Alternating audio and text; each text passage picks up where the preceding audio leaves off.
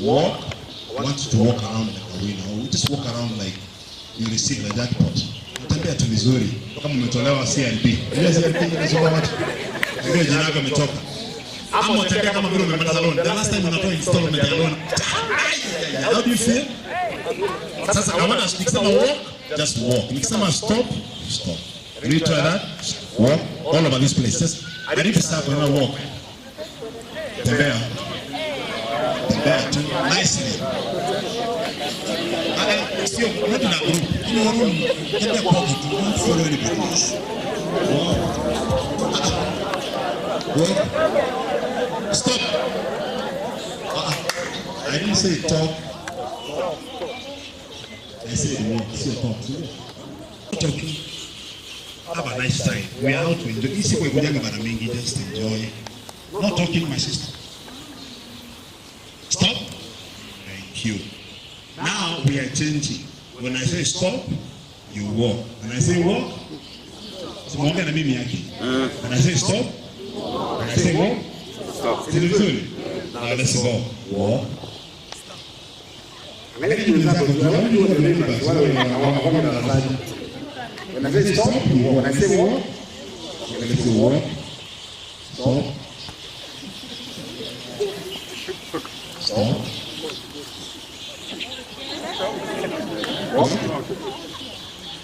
Okay, now everyone walk. Stop. I say stop.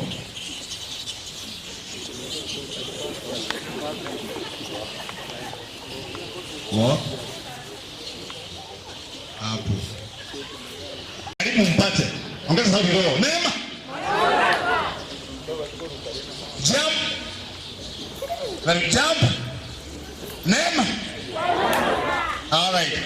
Now, when I change from the beginning, we begin walk for stop, stop for walk, name for jump, and jump for lazy. Now let's go from the beginning. Stop. Come on, stop. Walk. Stop. Jump. I got you. Tupigie makofi mazuri, you have done well. Now, get a neighbor mkuu wawili tu wawili. Just get a neighbor. Tafuta a neighbor tu. Mkuu wawili tu. Get a good neighbor. Sky mbali sana. Haya. Now, nikisema when I say head, you touch your head. Nikisema shoulder, you touch your shoulder. Nikisema one, you touch your head. Nikisema two, you touch your shoulders. Let's try. One. Mko sawa. Na mikono yote mbili. One. Two. Very good. Nikisema three, your knees. Are we together? When I say one, you say the head. You touch the head. One. Two. Shoulder. Three. Very good. Now. Very good. Changes.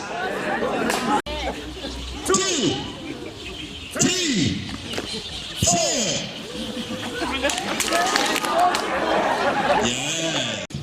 I wanted you to be the first one kuchukua kile kiatu kiko katikati, but now you're funny, you'll 3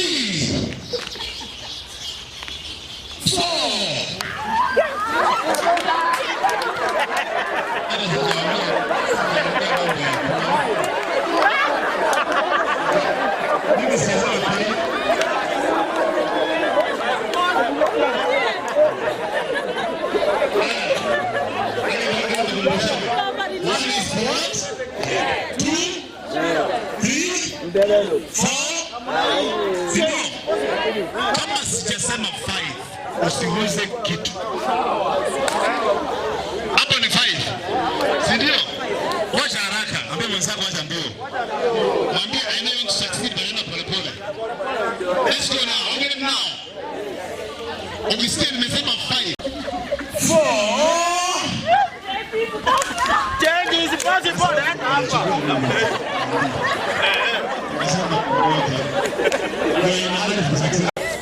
Your eyes on that thing. Put your eyes there. You know that is a success. Put your eyes there. No. Yes. Let's begin one more time. 1, 2. Hey, watu wanaangalia kitu. 3, 4. Change is possible. 1, 2, 4.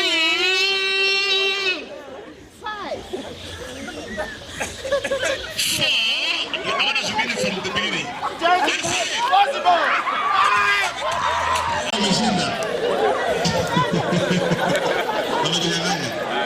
All right, let's go back, please. Thank you so much.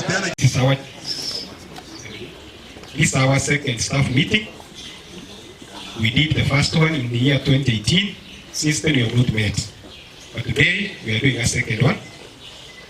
And among the areas we want to look into, WASCO is a service industry. We are working in a service industry. And any service to humanity is service to God. So whatever you are doing to humanity, we are doing it to God.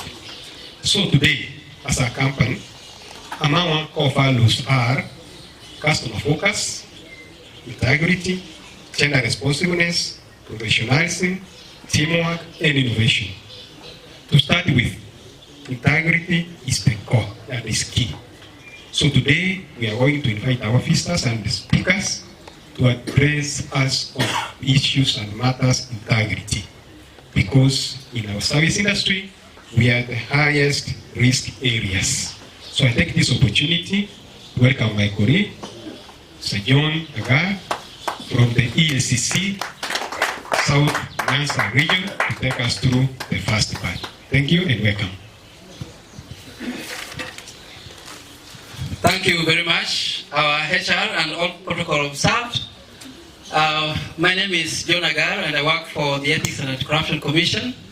We are based here in Kisii. We call it the South Nyanza Regional Office.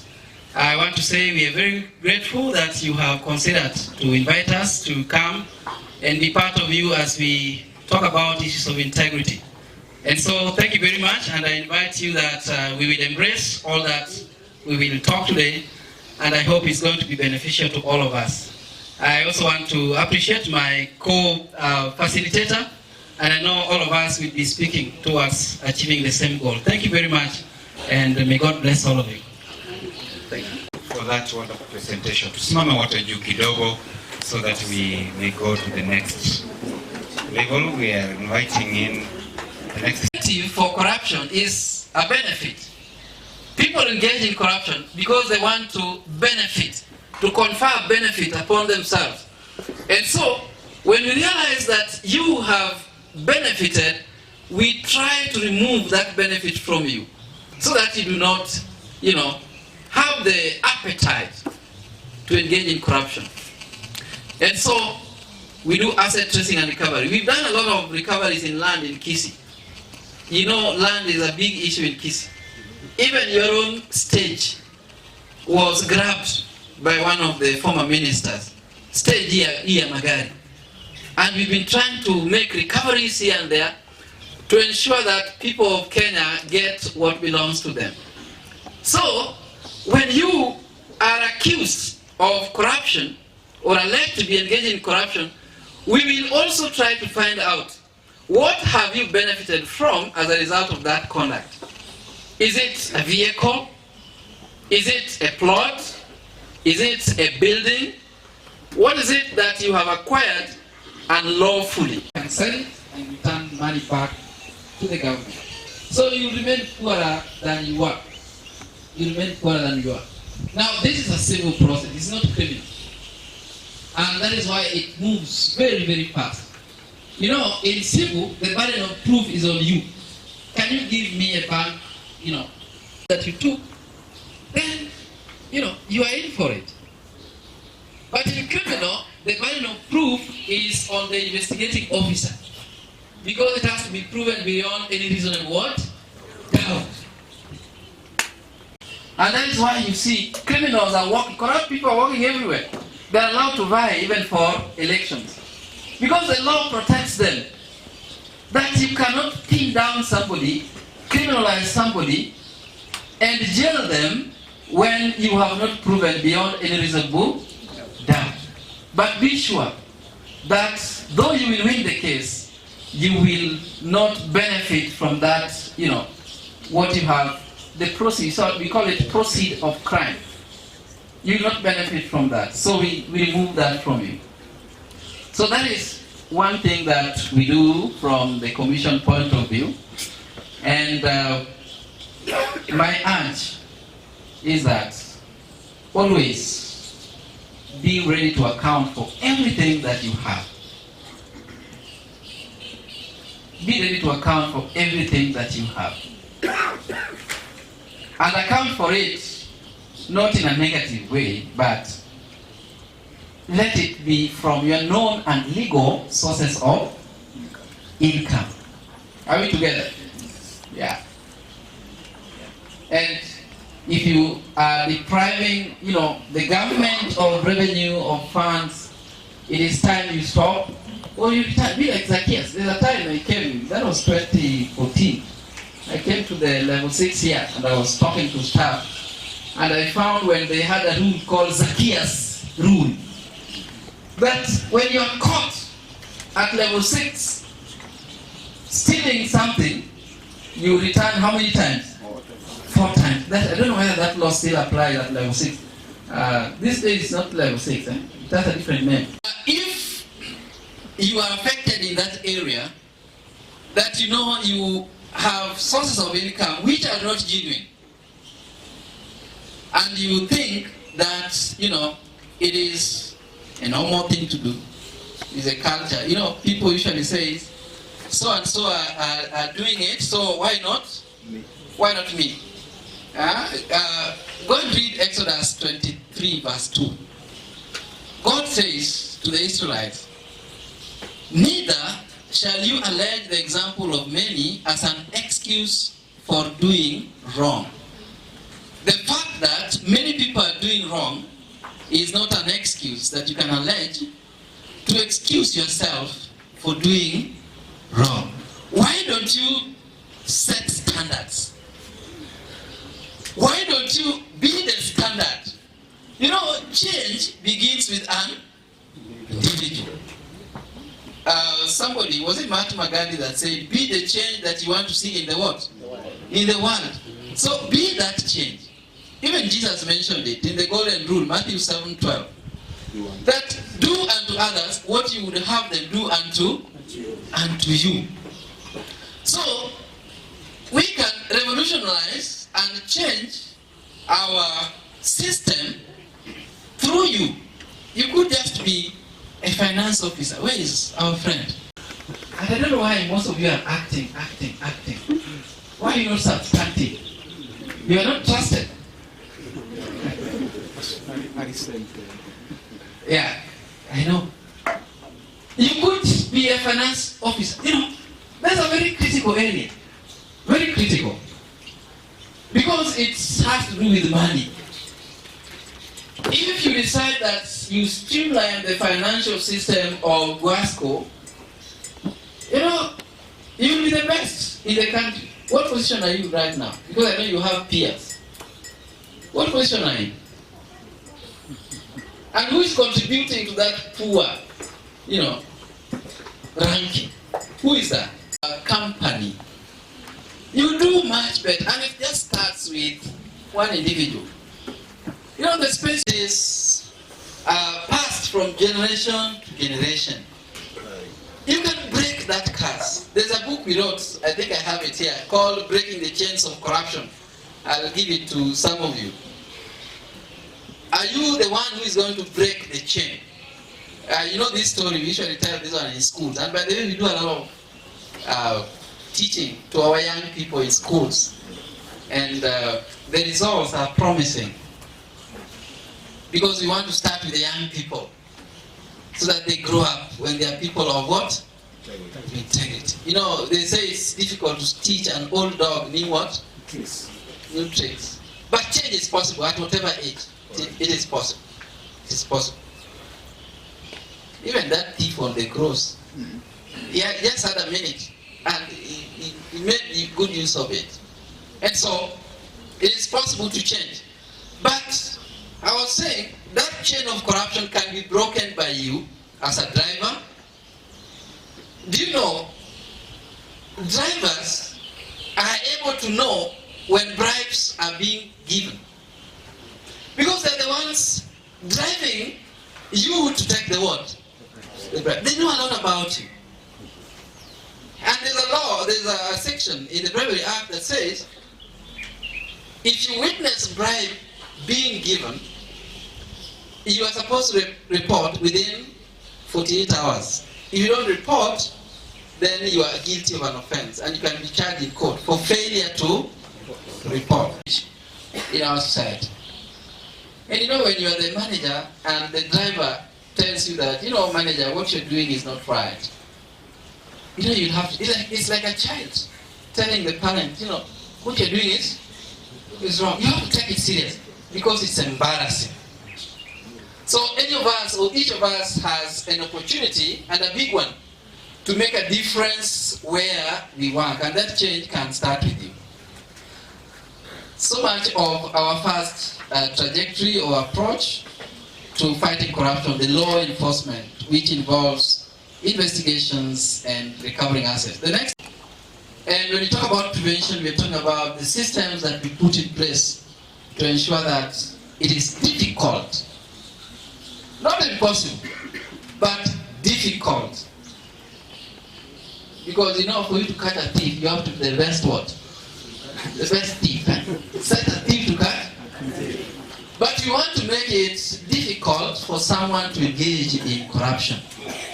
How do we do this? We put systems and mitigation strategies and measures in place. Who is in charge of ICT? Can you show or demonstrate what you put in place in your line of duty? Finance. Can you demonstrate that you have sealed all the loopholes for corruption, and it will be very difficult for money to get lost in this company? You could be in charge of technical. Who is in charge of technical? Yeah. What have you put in place? Do you have that burden in your mind? Even as you go home, do you dream about this? What else can I do for my company to ensure that things are done properly? Can you demonstrate to this meeting? And I think those are some of the things that we need to talk about. That what else have I not done? I was told ones are more challenging. Sure. But in the current job that you have you done all? Have you exhausted all that now you need something more challenging? So those are the questions we should ask ourselves as managers or as officers, desk officers, whatever we are, field officers, that I have done everything. You could be someone just reading the meter. Are we together? Where are the meter readers? Yeah. Have you seen some loopholes where the company is losing money? Maybe through your friends, through your colleagues. Yeah? Speak to me. You lose some money through meter reading. Have you ever, I don't know why you are refusing to talk to me. Yeah, it's a nice day we have. Have you ever proposed to your company that I think we can save something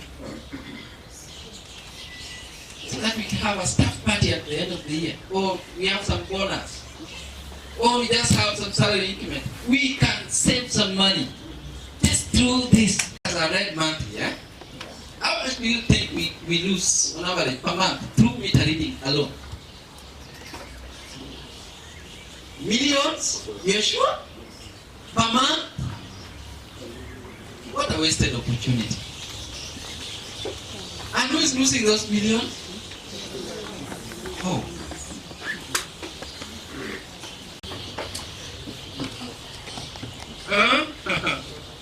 So, we can do much better. I think we usually say the room that is never full is the room for improvement. Are we together? Yes. So we can do much better. And it just starts with a change of attitude, having a sense. I was reading about the prodigal son, Luke 15 from verse 11. The Bible says, when he came to his what? Some of us, our senses are dead. We still, and we think it is normal. We don't feel that guilt. It is not there. Dead, but alive. So, we can do something. We can change. And after this, your annual party, I know all of us can make a commitment that really I want to do my best for my company. He was retiring, great hair, that was 2016. I was asking him, boss, you are now going home next month. Are you happy that you've done good service to your country? Are you happy? Are you going home happy? Or do you wish you were given another opportunity? Which is too late. It's too late. So, while we still have the opportunity, I would impress upon us, let us do it better. And for me, I usually believe the reason why we live another day longer is so that we can do it, make it better than what? Than yesterday. Lillian, what's the essence in living long but poor? Poor life. It does not make sense. So, let's make use of the next year that we are just about to begin, so that we can see a difference in our institution, in our company. And my appeal, let me reiterate, wherever place you're working, bring proposals to management and tell them there is a place we are not doing quite well. We are losing money through this. Can we do something to seal this loophole? That feedback can only come from you who is in the field. It depends on you who is at the desk or who is in the field working. You can make a big difference by making suggestions on what ought to be done. Just even writing a concept on what can be done to improve on our service delivery. Are we together? And you can do that. You can do that. There's a video that was circulating today and yesterday of somebody in the UK. You are occupying space, yet you know very well that there's somebody outside there who can do the job better. Give opportunity. Go and do other things that you can do better. Why fill space for nothing? Yet we have people who can do the job. They are there. People of integrity are there. I assure you they are there. So, Jared, we can do much better. We can do much better. And there's something that we usually sign when we are getting our job. It's called Code of Conduct and Ethics.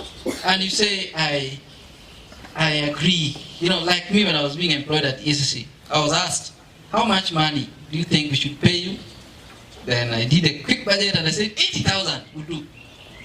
That was in 2011, 80,000, because I had some loans, you know, family budget and all that. So I said, 80,000, good for me. Then they told me, okay, we are going to offer you something slightly more. And I said, that is good. Now, when I take the job, I'm already committed that I am compatible with 80,000. And in this case, you're even given slightly more. I know, like Brenda seems not to have a lot of expenses.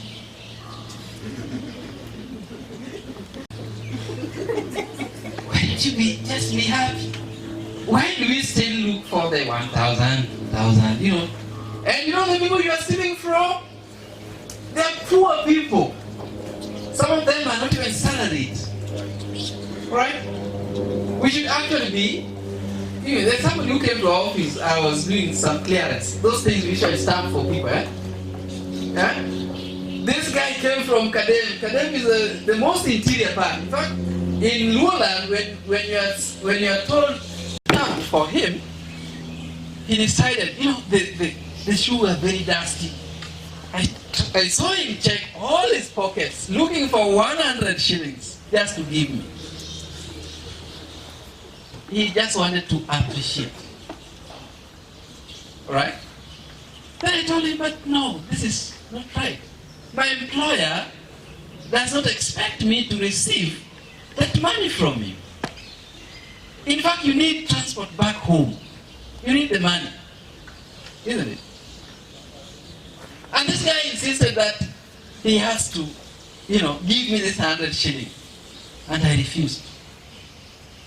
So I told him, and by the way, that day I was very broke. I didn't even have money for lunch. I was very broke. But I was principled that it is not right. And by the way, when you're broke, what do? All of us become broke at some time for money. But how do you look? You know, the question is how? How did you get the money? And this is what we've been pushing in churches. Yes, you're bringing a lot of contribution in church, but how did you get the money? How? I may even have over 50,000 in my pocket. Clean money. It may not be today, but it has always happened. It has always happened. Because I remember, you know, I grew up in the village and we were very poor. Because my dad died when I was very young. I never saw him. I just saw his pictures, I think a month ago. So, we were struggling. But there's something I remember. Every Friday, as we were weeding in our shamba, there would always pass an antelope from the forest. And this antelope would be killed and we would have a meal every Friday. We would always go into the weekend with a what? With a meal.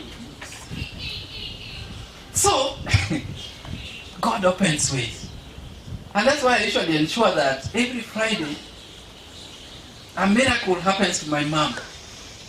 I have to ensure that she gets something because it is something I saw when I was growing, that God always opened ways for her and her children on Friday. So I encourage that as she goes to church, she has that 50 bob to go and pay for an offering or to buy, you know, something for breakfast. Are we together?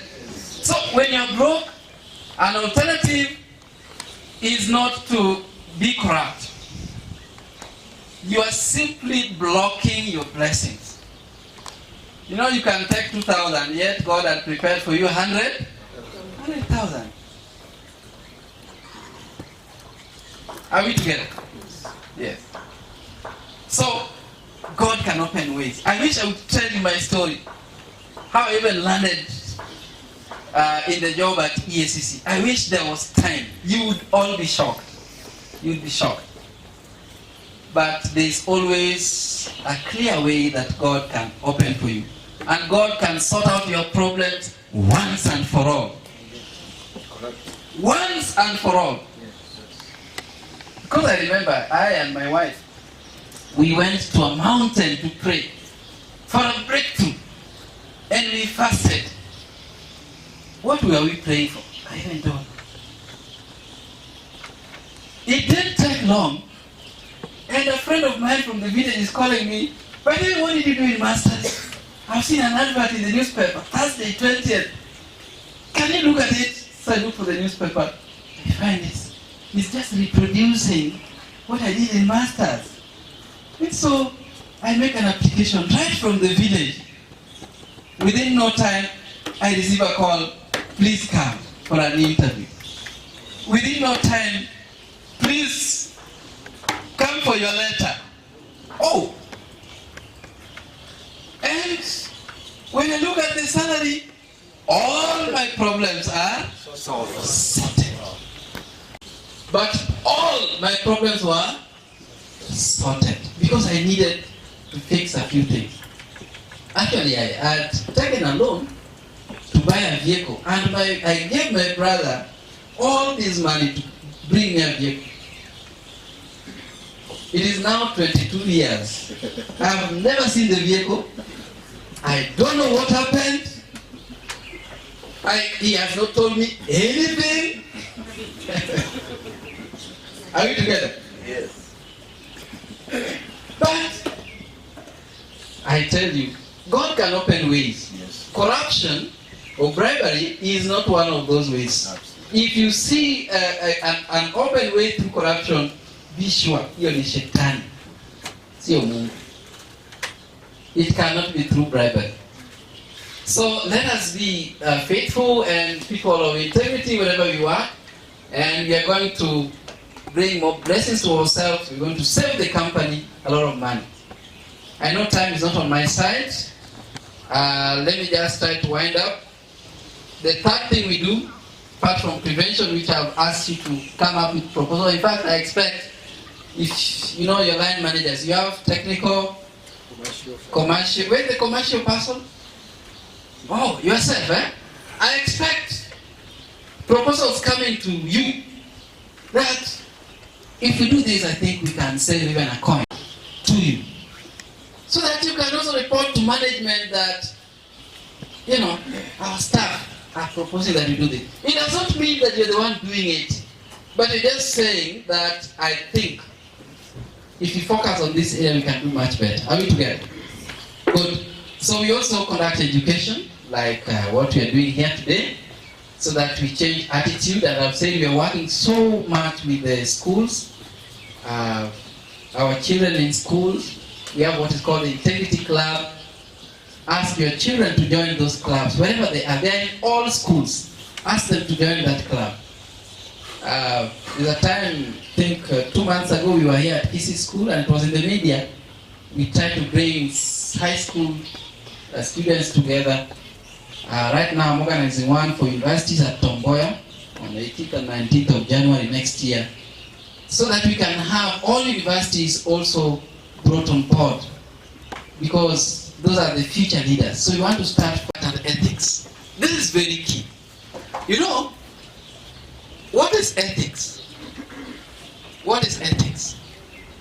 Ethics is a set of rules of right and wrong that guide or inform our behavior when you are in any organization. There are various beliefs about ethics. There is something that is called antinomianism. Now, these are people who believe that you can do whatever you want, there should be no rules. There are people who are called situationists or situationism, where they say that it depends on the situation you are in.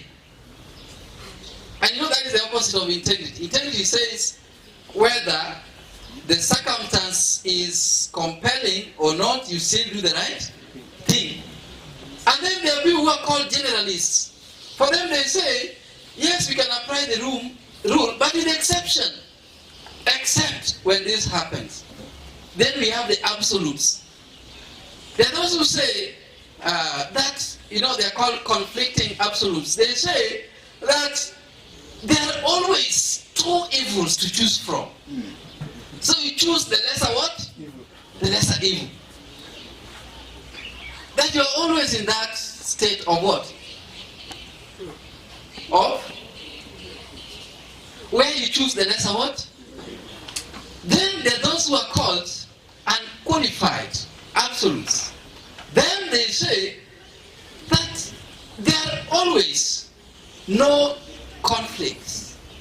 There's always the right way to do something. There's always the right way to do something. And then there are those who are called graded absolutes. Then they say that there are always two angels or two good things to do. So you do the greater good. Now, when we come to an institution, a company like this, we must have a common ground on how we understand ethics. You cannot carry your ethical beliefs, which are personal, to the workplace. The workplace has its own ethics, and these are given. You're given to take or leave. And so that is why we come up with what is called a code of conduct and ethics.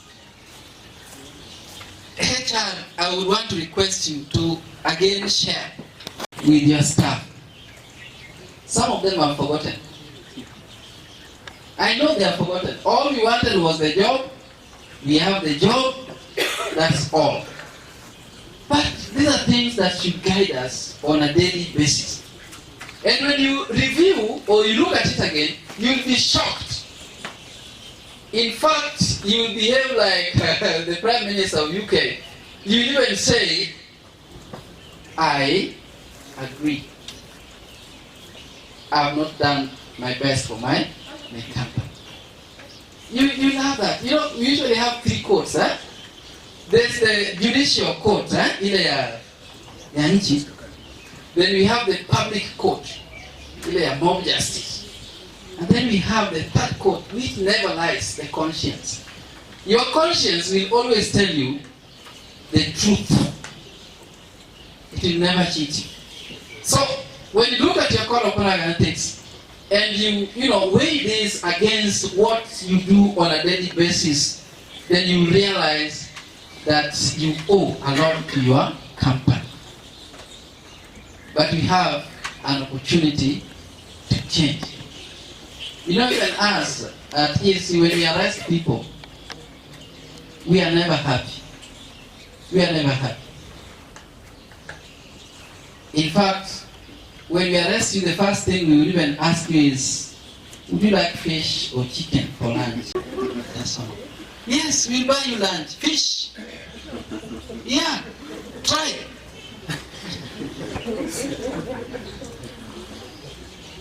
We don't get excitement out of arresting people.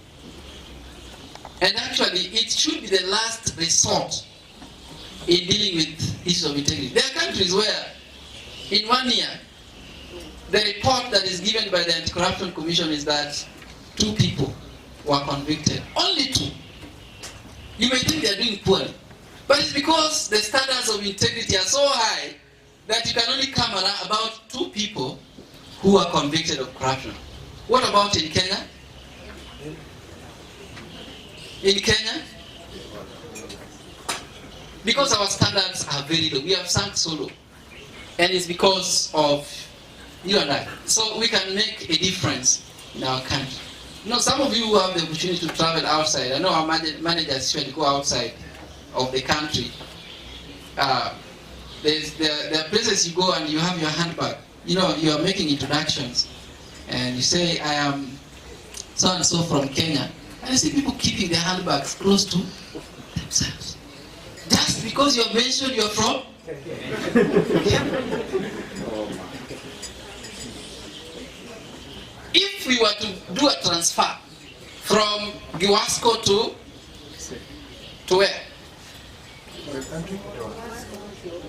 Giwasco, in Kisumu.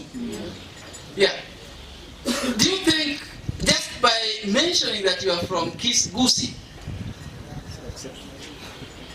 will make you be trusted with a job? So you have to make your own brand. Because people eat using their what? Their names. Your name will give you, opportunities, open opportunities for you. All right. Now, there are about 15 laws that have been put in place to fight corruption. How many minutes are you courteous to give me? Then I stop. We cannot say everything today. But one word for a wise man is enough. Yeah, it's enough. It's enough. It's about attitude. Are you willing to change?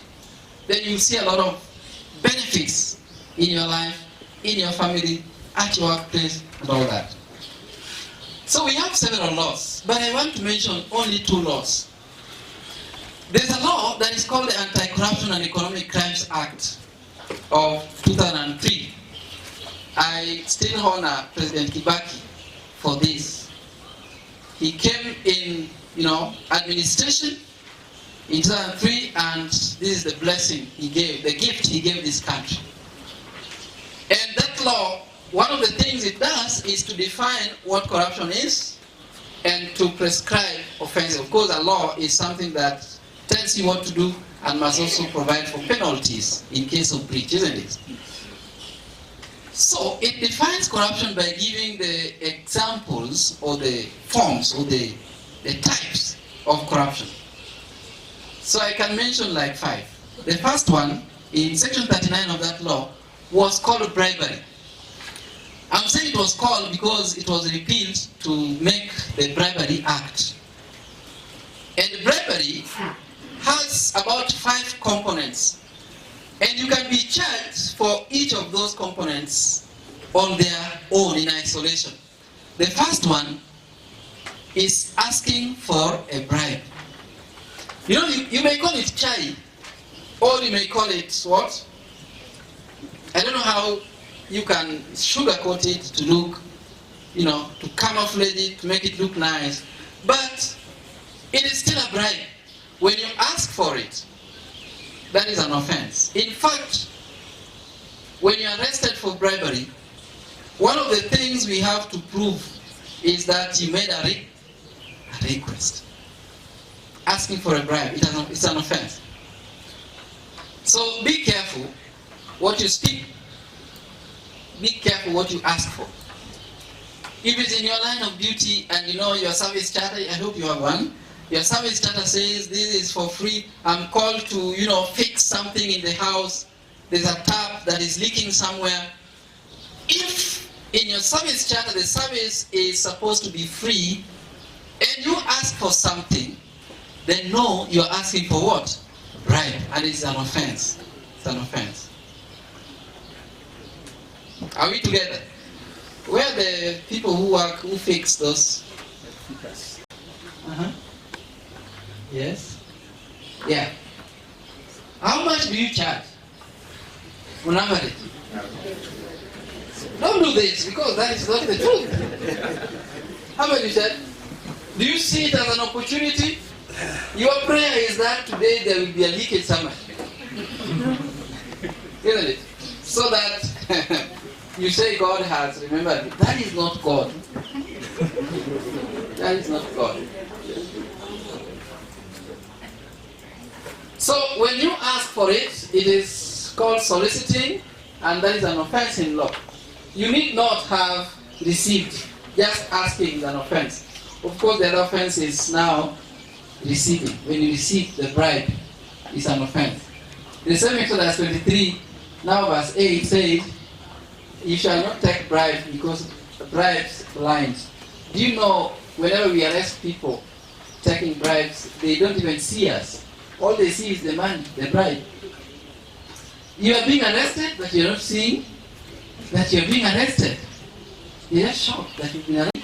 You have committed an offense. So that is bribery. It's an offense. The other one is conflict of interest.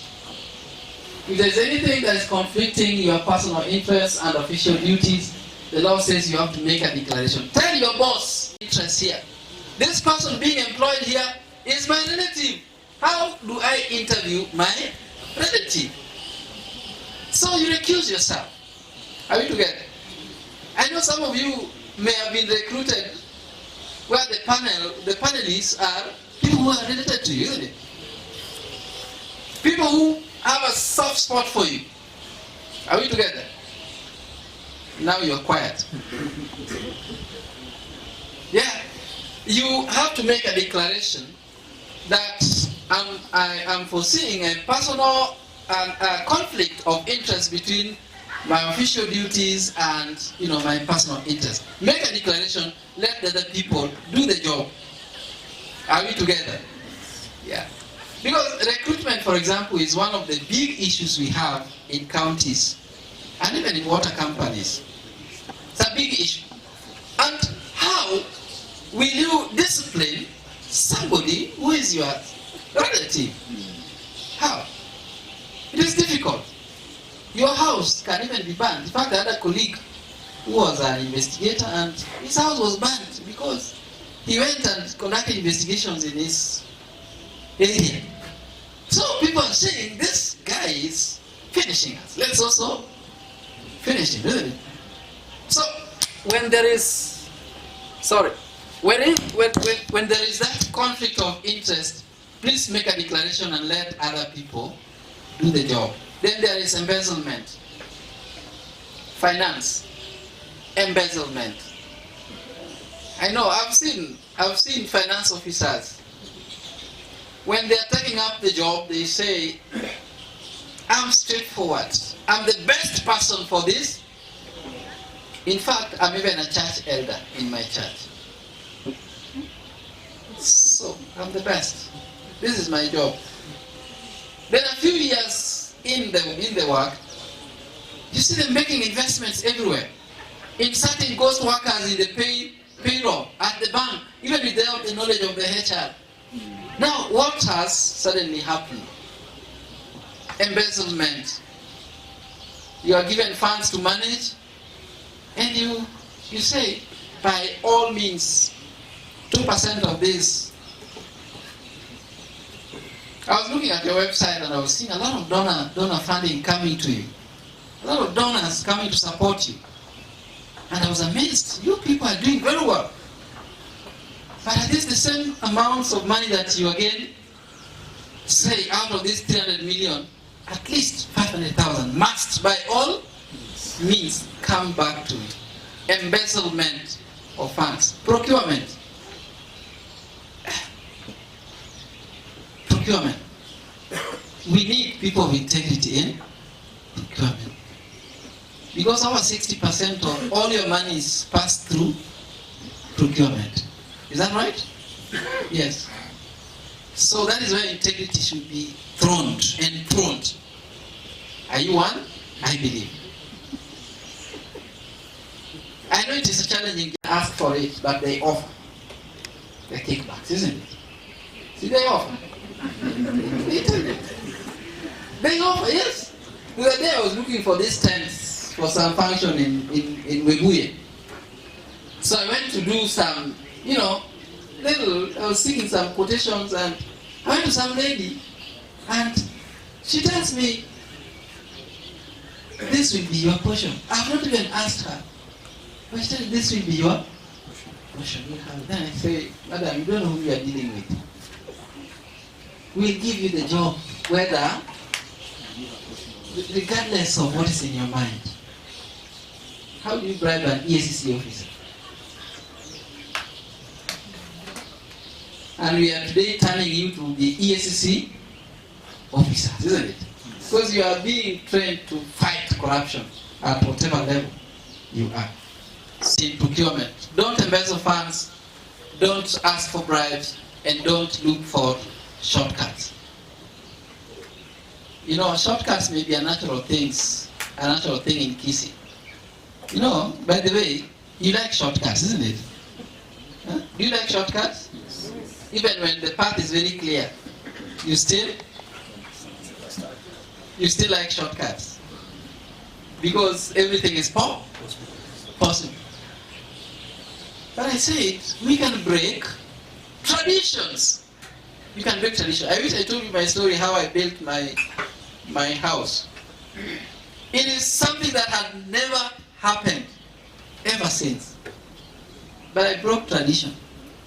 I broke it. And now people are free. People are really enjoying. In fact, they come and thank me. They come and thank me and told me, you know, I owe my success to what you did. Tradition can be broken if it is a wrong one. Break it. So this thing, corruption is not in the blood. It is in your mind. So change your mind and all will do well. The penalties for fighting corruption, just give me a minute.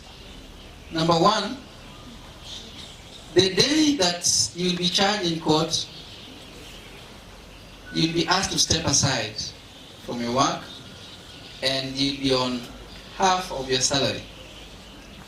When you are convicted, that means ujashinda kesi, you'll be on zero salary with the expectation that you're going to appeal. If you don't appeal, or if the appeal is unfavorable to you, then you are now removed from the payroll.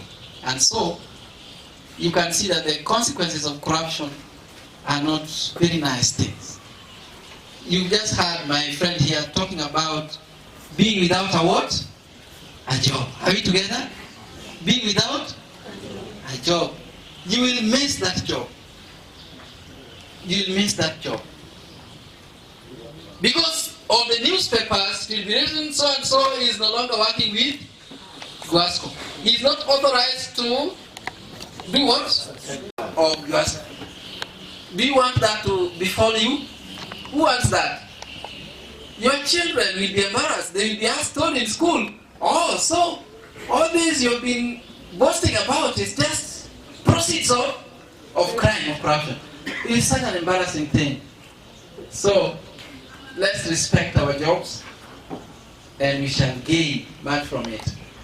I spoke to some, staff of Migori law courts and we talked very well.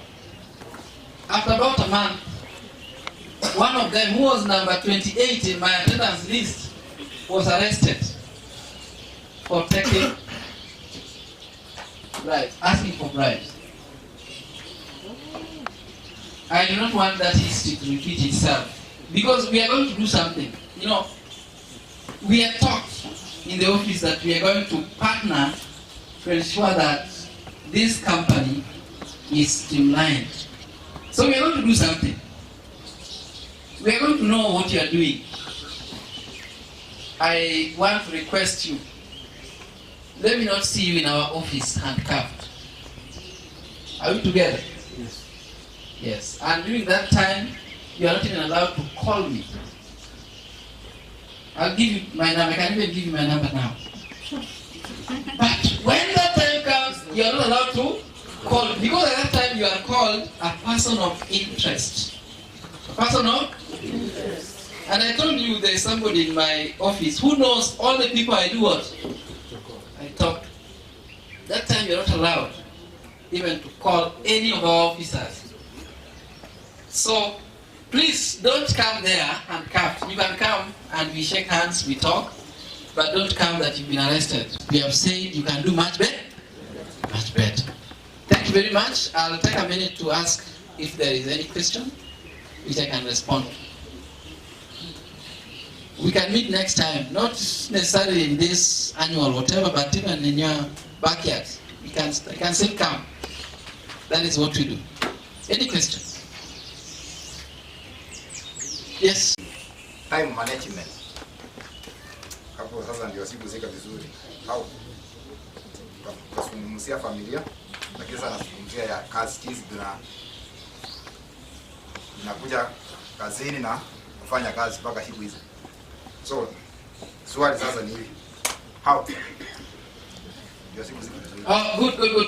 We call it things. Number one, time for reporting to work is what time? 8 o'clock. Time for leaving work is what time? 5 o'clock. Between 8 and 5, what do? That is it. That is observing official working hours. Ensure you do official work. Ensure you come at, unless there is, work outside, because your work involved, you are called essential services, huh? Yeah. Unless there is that, so that's about time management. But on a personal level, plan your time very well for you to be successful. And I've said, if you are a person of integrity, your family, first of all, will benefit. You see a lot of good, even your wife will love you so much. You will be of some of these guys. Correct, yeah, you're love. These guys have come to a place where I'm running an establishment. I have a business, I have an hotel, and I've really suffered. If there was a blockage or some disconnection, and I've really suffered. And the guy comes, he has fixed my water, I'm very happy, there is life. And he decided to say thank you so much. Here is 2,000 shillings for your lunch. May be fair. And you can tell this guy is not bribing you, but he is really appreciating. Is that also part of corruption, or in that case, what happens? Okay, yes, we have what is called invested corruption. Invested corruption is where somebody does something to you now, but in future it may have implications. Let me tell you, if somebody gives you that amount, there's a mark that is left. And next time you will have a problem, you will give him first priority, because he is a good man. And others who don't give are not good men. So already he has influenced you. So we say, send away man, it is going to affect you because you are a human being, whether you like it or not. If it is transport, tell him my transport already was cut off. Are we together? But if you are given something in kind, okay, which is not money, the law says you can take it, but you go and declare it as a gift, okay? You go back to whoever sent you to that person. That is your boss. Tell him, when I went to work, I was given a bunch of banana, I was given chicken, I was given this, in this plate. Are we together? Yeah. That's a new thing. People have lost jobs because of gifts. Even my former CEO, chairman, who was called Mumo Matemu, he received a gift, and after 2 weeks, the people who gave him gifts came to the office and inquired, did he declare the what? The gift. If he didn't, he would lose his job. President Obama came here, he was given a gift, he didn't take it. What he did, he just took a photo. Because American presidents are not allowed to receive what? Receive gifts. So you can easily lose your job because of a bunch of banana, which you can afford anyway. So follow the law. Actually, your code of conduct and ethics talks about gifts. And it says gifts must be declared. Law is forbidden. But you can receive gifts in kind, but you declare. Are we together? So the law covers all these things. But my issue is, yes, people may give you things out of good faith. And for me, I say, yes, you can take. All right? But I have to say, I discourage any public officer to take an offer from somebody, from a client, because already he has done what? Influence you. And if you happen to take, please next time, when that person has an issue, don't attend to it. Let somebody else go. Because you are going to be impartial. You are going to favor him. And if he does not give you a gift, you are going to feel bad now. Isn't it? Because I'm a consultation. Yeah. You said a president. Presidents. Yes. A precedence has been set. So the lunch, the cheap lunches that they're giving you, a Chukua lunch, please, your lunch already Sarah Serem Alisha said, everything is sorted, wait for end month and get your money. Unless, and you know in government, every money that is paid has to be receipted. So you know that? Yeah, has to be receipted. Thank you. Thank you very much, our guest.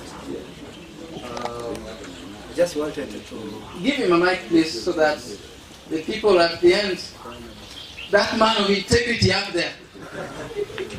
Thank you very much, our guest. Now, I wanted to maybe to ask you a simple one, so that you clarify to these members and our colleagues.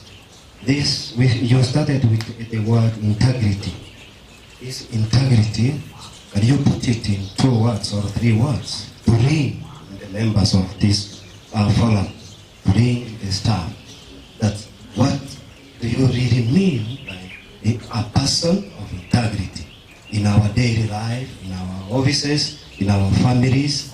What does that mean? Because it might sound funny, it may seem me that I don't understand that word, but I wanted you to put it in 3 words that remain in every mind of this group. Thank you very much. Yes, thank you very much. Yeah, our sister here wants to try before I... And humanity. Very good. Integrity is just be honest and upright. If you remember your Form 2 work, there was a topic in math called integer. And these were whole numbers. Integrity also comes from the same root word as integer, means being whole. Do what you say what you do. Your words, actions, and thoughts have to be congruent. If you are a person with integrity, you are whole. It is like saying love, right? You read 1 Corinthians 13 says, love is kind, love is patient, love is this. You know, it is wholesome, okay? So integrity means wholeness. You are not lacking in any area. You are honest, you are straightforward, you are moral. And there are 3 levels of integrity, and even more. There is personal integrity, which is the foundation of all integrity. It's about you. How is it? When you point at somebody, about 3-4 fingers are pointing at you, reminding you that it is not there but here. You say, our governor, our senator, whoever is corrupt. What about you? What about you? In your small what? Space. Are we together? Then there is professional integrity. If you're an accountant, you have professional ethics. If you're a procurement specialist, you have your professional ethics. Maintain those professional standards. Then we have institutional integrity. If your mandate is about water, ensuring we have water. If you stick to that, we say you have institutional integrity, because you play by your rules, you achieve your mandate. You don't start selling chicken, opening a mortuary, you know, that's where your focus is. But you do what you are set up to do, that is institutional integrity. So it's about honesty, being straightforward, and wherever you are deviating, you know it. You don't need somebody to tell you that this is now wrong. Your conscience will naturally tell you that you are doing a wrong thing. It is possible and it is achievable. The law requires it and we have no choice. Thank you very much and may God bless you. Shika namna hii kila mtu. So I want us to do something, a song. I want to train you a song. There's a song here called Lichada. Lichada is a Greek word, means twist. So when I want us to be twisting like this. Let us do like this. Let's go. Kila mtu, unanua miguu ya nyuma, hapa nyuma tu. Everything kile vyoko mukiro. Let's go. Let's go. Systematically. Madam. She's at home. Okay, twende. Nikisema chada chada unasema chada. Chada chada chada. Chada chada chada. Chada chada chada. You know, when I say to the left, I don't know which is my left and right. Madamu amekasirika na mimi mpaka hataki hiyo maneno yangu. Ni mgonjwa. Si unapona, mimi ni pastor, nikisema chada unapona tu. So, I think your right is this way. Sindio? And your left nakaa. Mimi ni chada. Chada chada chada. Chada. Tunaenda, okay. Chada chada chada. Chada to the left. You left. Okay. So mtu akisikia left, uwezi ukashaka. Chada chada chada. Chada to the right. And still sing. Right while you are singing. Chada chada chada. Twist. Chada chada chada. Chada chada chada. Chada to the right. Chada to the left. Somebody's convincing us. 12:30. And what time is our lunch? 1, eh? So I have 30 minutes. And don't worry, I'm a very good timekeeper. My name is Alfred Arita. I come from Nyamira County. That's where I was born, in the West Mugao constituency, a place known as Tinga, and to be precise, Nyachuru village. I live in Nairobi, that's where I came from, and it's a joy to be here and even to sit down and also listen to what the ESCC person has taken us through. And I want to say that I'm very pleased to see the way we have all gathered here. What I want to do for us is only 2 things. Number 1, I wear 2 things. Mimi ni mchungaji, but I'm also a coach. So what I want to do first, I want us to have some activity. Kidogo too, just something to get us ready for lunch. Then I'll give us a small encouragement. Then that will be it. If you want to make me very happy, you call me Baba Joan. That's my firstborn. Sera wangu wako Form 1 pale Limuru Girls. If you want to make me feel very humble, call me Pastor Arita. It keeps me in mind that I need to work hard. Anytime you call me pastor in town, I remember I have a responsibility to be careful. If you want to call me, if you want to make me very celebrated, you call me Triple A. Triple A are my 3 names: Alfred Arita, Abundance. Those are my 3 names.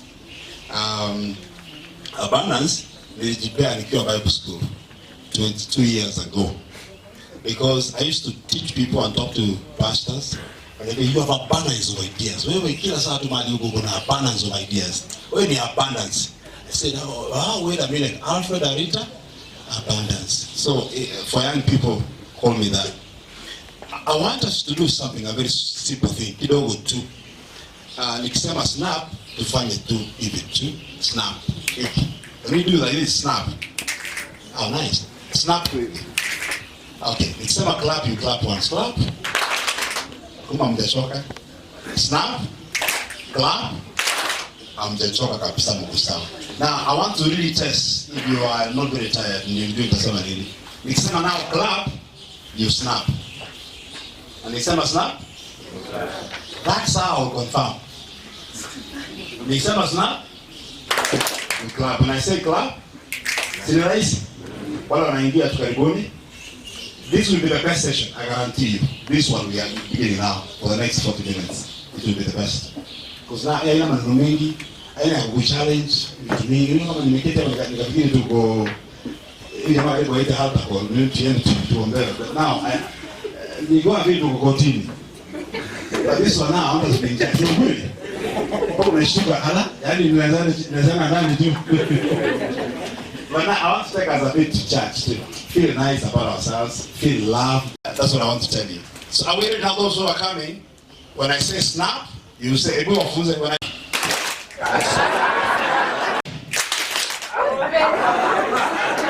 what do you know?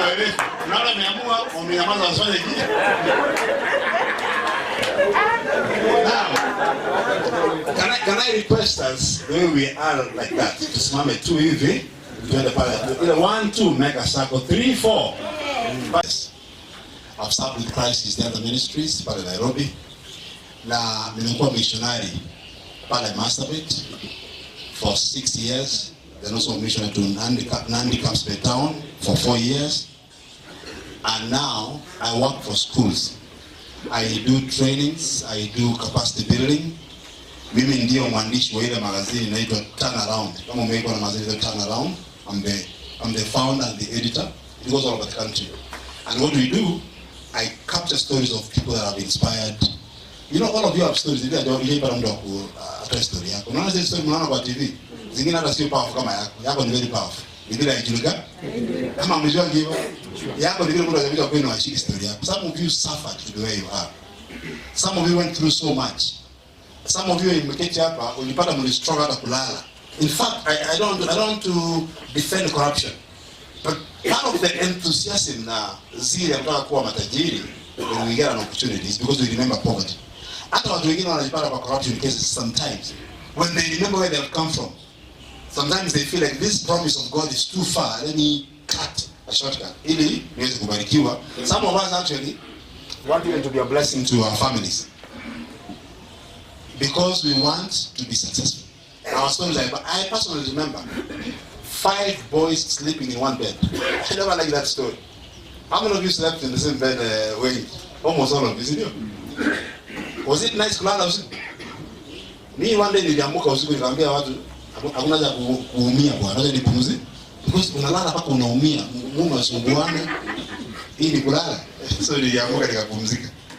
But today God has helped us. I want to talk about how you distinguish yourself. And I'll give you a story of a man that you know too well. And this man, his name is called Daniel. I'll read a story. Daniel 6, one of the best stories ever written in the Bible. It pleased Darius to appoint 120 satraps to rule throughout the kingdom. This was a Persian king. Yeye mtu alikuwa mfalme pale Babylon. Akaamua akachagua 120 governors. Akadivide country yake to 120 counties. Akachagua satraps, basically ni governors ama high commissioners au kama wale wa zamani wa DC. He wanted to rule his kingdom.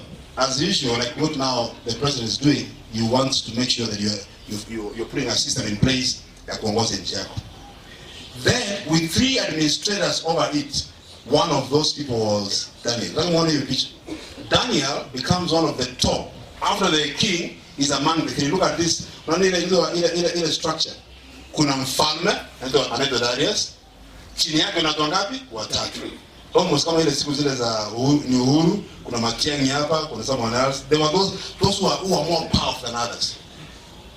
Now Daniel was one of them. You remember when he went to Babylon, aliitwa Belshazzar because they wanted to change the name. Watu kile kitu ya Uyahudi. You know, he became Belshazzar. And then he was among the top 3. The satraps were made accountable to them. All the 120 governors were to do what?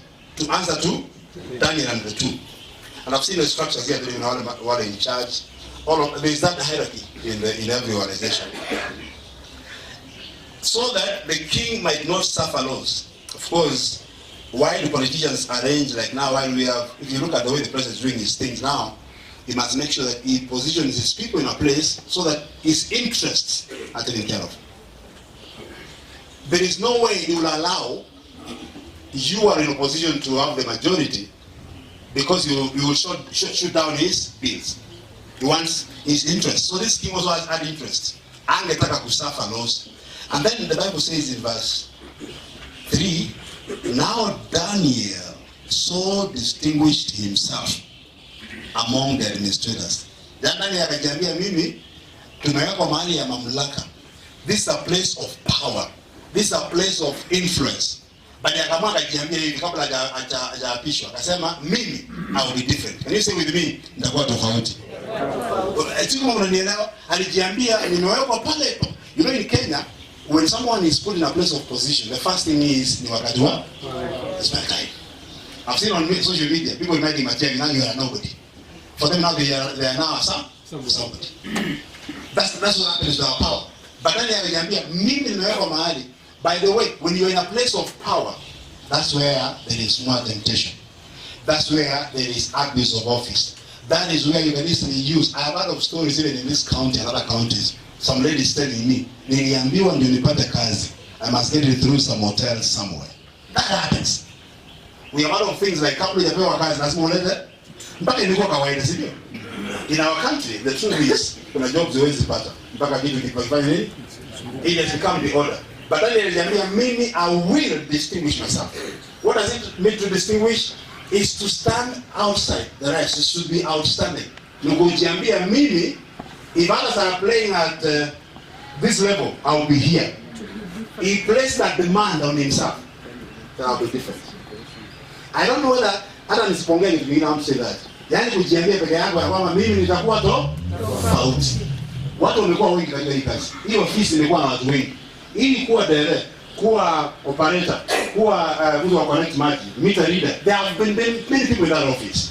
But I, not we, but I will distinguish myself. Listen to what he did. So I want you to know the seriousness when you want to become faithful. In this country, being honest, what he was teaching us here is better safe than that. we have people who have died because of being honest. Kuna mahali pengine unaambiwa ukikataa hiyo kickback unaenda. Ndio kuna watu wamekufa hii Kenya sababu walikataa kickback ya mkubwa fulani. Wewe ni nani? Wewe ni nani? Wewe ni nani? Habia kuna watu Kenya wanakuambia wewe utujue, you need to know us. Kama unataka sababu kwa hii town lazima utuele. Utujuange. For your own sake. Yeah. This thing called integrity is a matter of life and death. Now Daniel, by making one decision, nitakuwa distinguished, I'll be different, attracted all the demons in hell. Listen to what happened after this. When he said I will be different among the administrators and satraps by his exceptional qualities, I will be talking about exceptional qualities today, that the king planned to set him over the kingdom. Yani, mfalme aliwaangalia hivi watatu akasema kwa hao watatu, najua hata hizo walikuwa na 12 na alikuwa na watatu. Remember the inner three, Peter, James and John. Na alikuwa na the 12. Hata nyinyi vile mko hapo kuna marafiki wangu wengi wale wa WhatsApp wakati ya issues na kuna wengine hata au wale wanaitwa support system. Au wale wanafungua na wanaambia bwana sio vizuri. Mimi na mama hatuko sawa. Mimi na mzee hatuko. Uwaambia hilo kama ni kweli, si kweli? You don't tell everyone. Kuna watu kimwambia shida yako saizi. In the next 20 minutes iko mitandao. Usione watu hivi, watu hizi manyumba ziko na watu. Maana mtu ameweka kwa group. Michima group. Au ndio sasa kisi michima group hayo. Kama nini? At this, the administrators and the satraps tried to find ground for churches. Waliposikia hivi, wewe unataka mtu integrity, unataka kuwa tofauti, unakataa dini zetu, hautaki tupange kazi. Do you know kuna watu wengine wanaambiwa, even now in this country, kuna watu wamejaribu kuwa very straight. Anasema mimi nimekataa. You remember when just Maraga said, Maraga alisema, the foundation of any country is the fear of God. Nakumbuka ile wakati alisema kitu hiyo?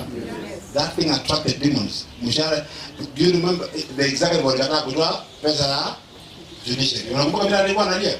Anapewa gari ya upuzi, gari mbaya, wale vijana watu under him wanapewa gari kubwa. These things happen. They are not like in America. They happen. You're trying to appear you are not fearing. We will teach you. You're trying to say in this water when you're not going to learn integrity. Atimunifunza na mtu mwingine integrity. We will teach you. So the three began planning about how to do what to bring you down. You know, I tell people, when you see guys bringing you down, it means they're already down. They're down already. Hello. Tuko pamoja. Ukiona watu wanapull mtu nyuma inamaanisha wapi? Sio mnajua. Na ukiona na unavutwa chini, wewe uko mahali. That means you are on top. So they said we will do everything, you must be like us. Because you know, the easier thing is to be like everyone else. Even where we come from. When you are like everyone else, hata mshauri ana shida na wewe. Sio kweli? Yani, do you know, sio kama mnajua foundation ya mshauri. It's simply chuki, tukweze legomo. Wewe unataka nyimbo kama nani? Unaendesha gari kama nani? Ndio mchawi ndio hurumia wachawi wale. Unafaa kuhurumia wachawi sana. Kwa hiyo mtu mchawi anaendelea maisha yake. Pesa. But I was building a house at home, you know, our home. I did a small house thing for my parents at home. My mother said, "This is ungeanzia kado." Ungeanzia kado? Listen. Maybe I want to inspire the likes of my uncle is here, and I'm sure I have inspired them for my home. I want to build something nice, so they know you can do something beautiful in the village. I don't care about who, after all, you live up to 90 or 40 or 30, after all, you will all to Lord. You know, most of us fear to do things in peace because we fear the consequences. Today I want to tell you the truth. There is a God in heaven. This fear we have is not fear. You know, you can have, today I'll be thinking about, you should not fear your boss more than you fear your God. You know, most of us fear people more than we fear God. But there is a God. Now Daniel is going to teach you something today. They decided to say, okay, now that you want to become Mr. Integrity, we'll look for a ground.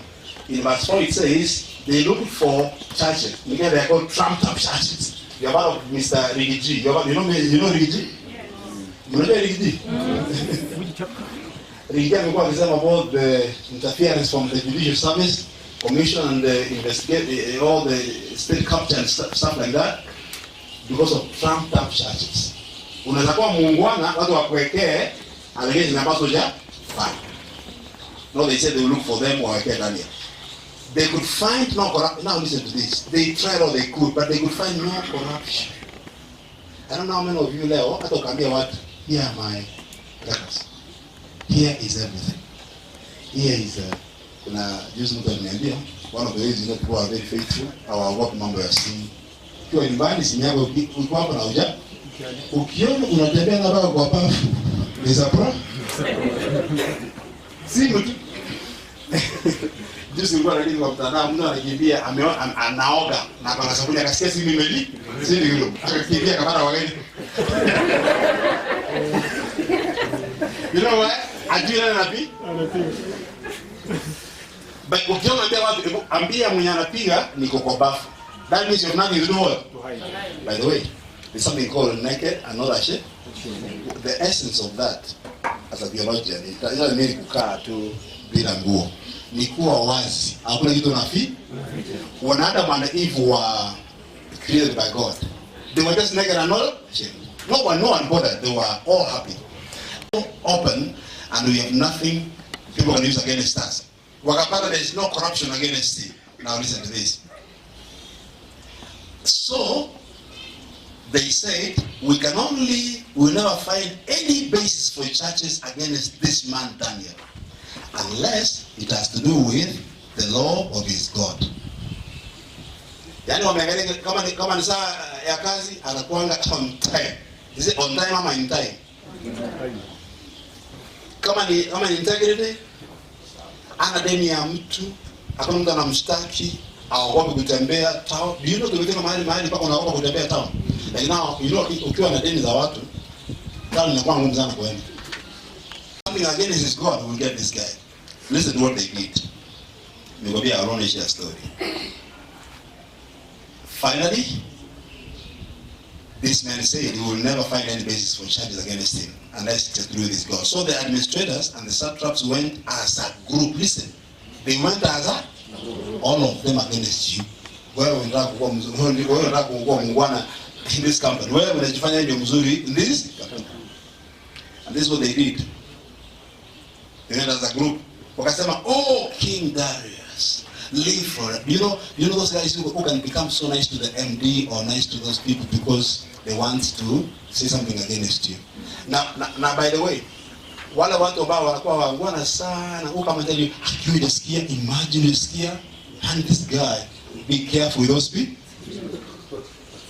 By the way, mimi napenda watu wenye wako straight. Wanakaa tu kama wako rafu lakini hawana ubaya. Kuna watu wangwana sana. Sasa umesikia? Kabia mfalme. Oh king. Na vile wanaingia kwa king. Mpaka wa convince king. Wanamwambia king hivi. Oh king, live forever. The royal administrators, prefects, satraps, don't care about those names. This is imagine to those leaders, those advisors and governors, have all. Keep the key word then. All. Say all. They have all agreed that the king should issue an edict and enforce the decree that anyone who prays to any god or man during the next 30 days, except to you. Now look at that. O king, shall be thrown into the lion's den. They had a culture. They had a prison for those years. Kings were so powerful. Wacha mambo ya presidents. Yule namwambia kwa mtandao wewe nyamaza wana. So you can tell the president, you're not my president. But those years, anything you did against the king, hakuna prison, ndani ya chi. That's it. That was the punishment. Wakasema you go into that place. And then, now king, issue the decree now and put it on a writing so that it cannot be altered. No one can make it a law. In accordance with the laws of the Medes and Persians, which cannot be repealed. Yani ambayo haiwezi kubadilishwa na anybody. So the king akawaamini. So King Darius, very interesting. King Darius put the decree in writing. You know when you write now inakuwa official. Now when Daniel learned that the decree had been published, he went home to his upstairs rooms. Now look at this man, number 2 after the president. Aliposikia imesemekana atakayeomba kwa miungu mingine isipokuwa nani? King Darius. Unajua yeye sio Mungu, lakini wameamua.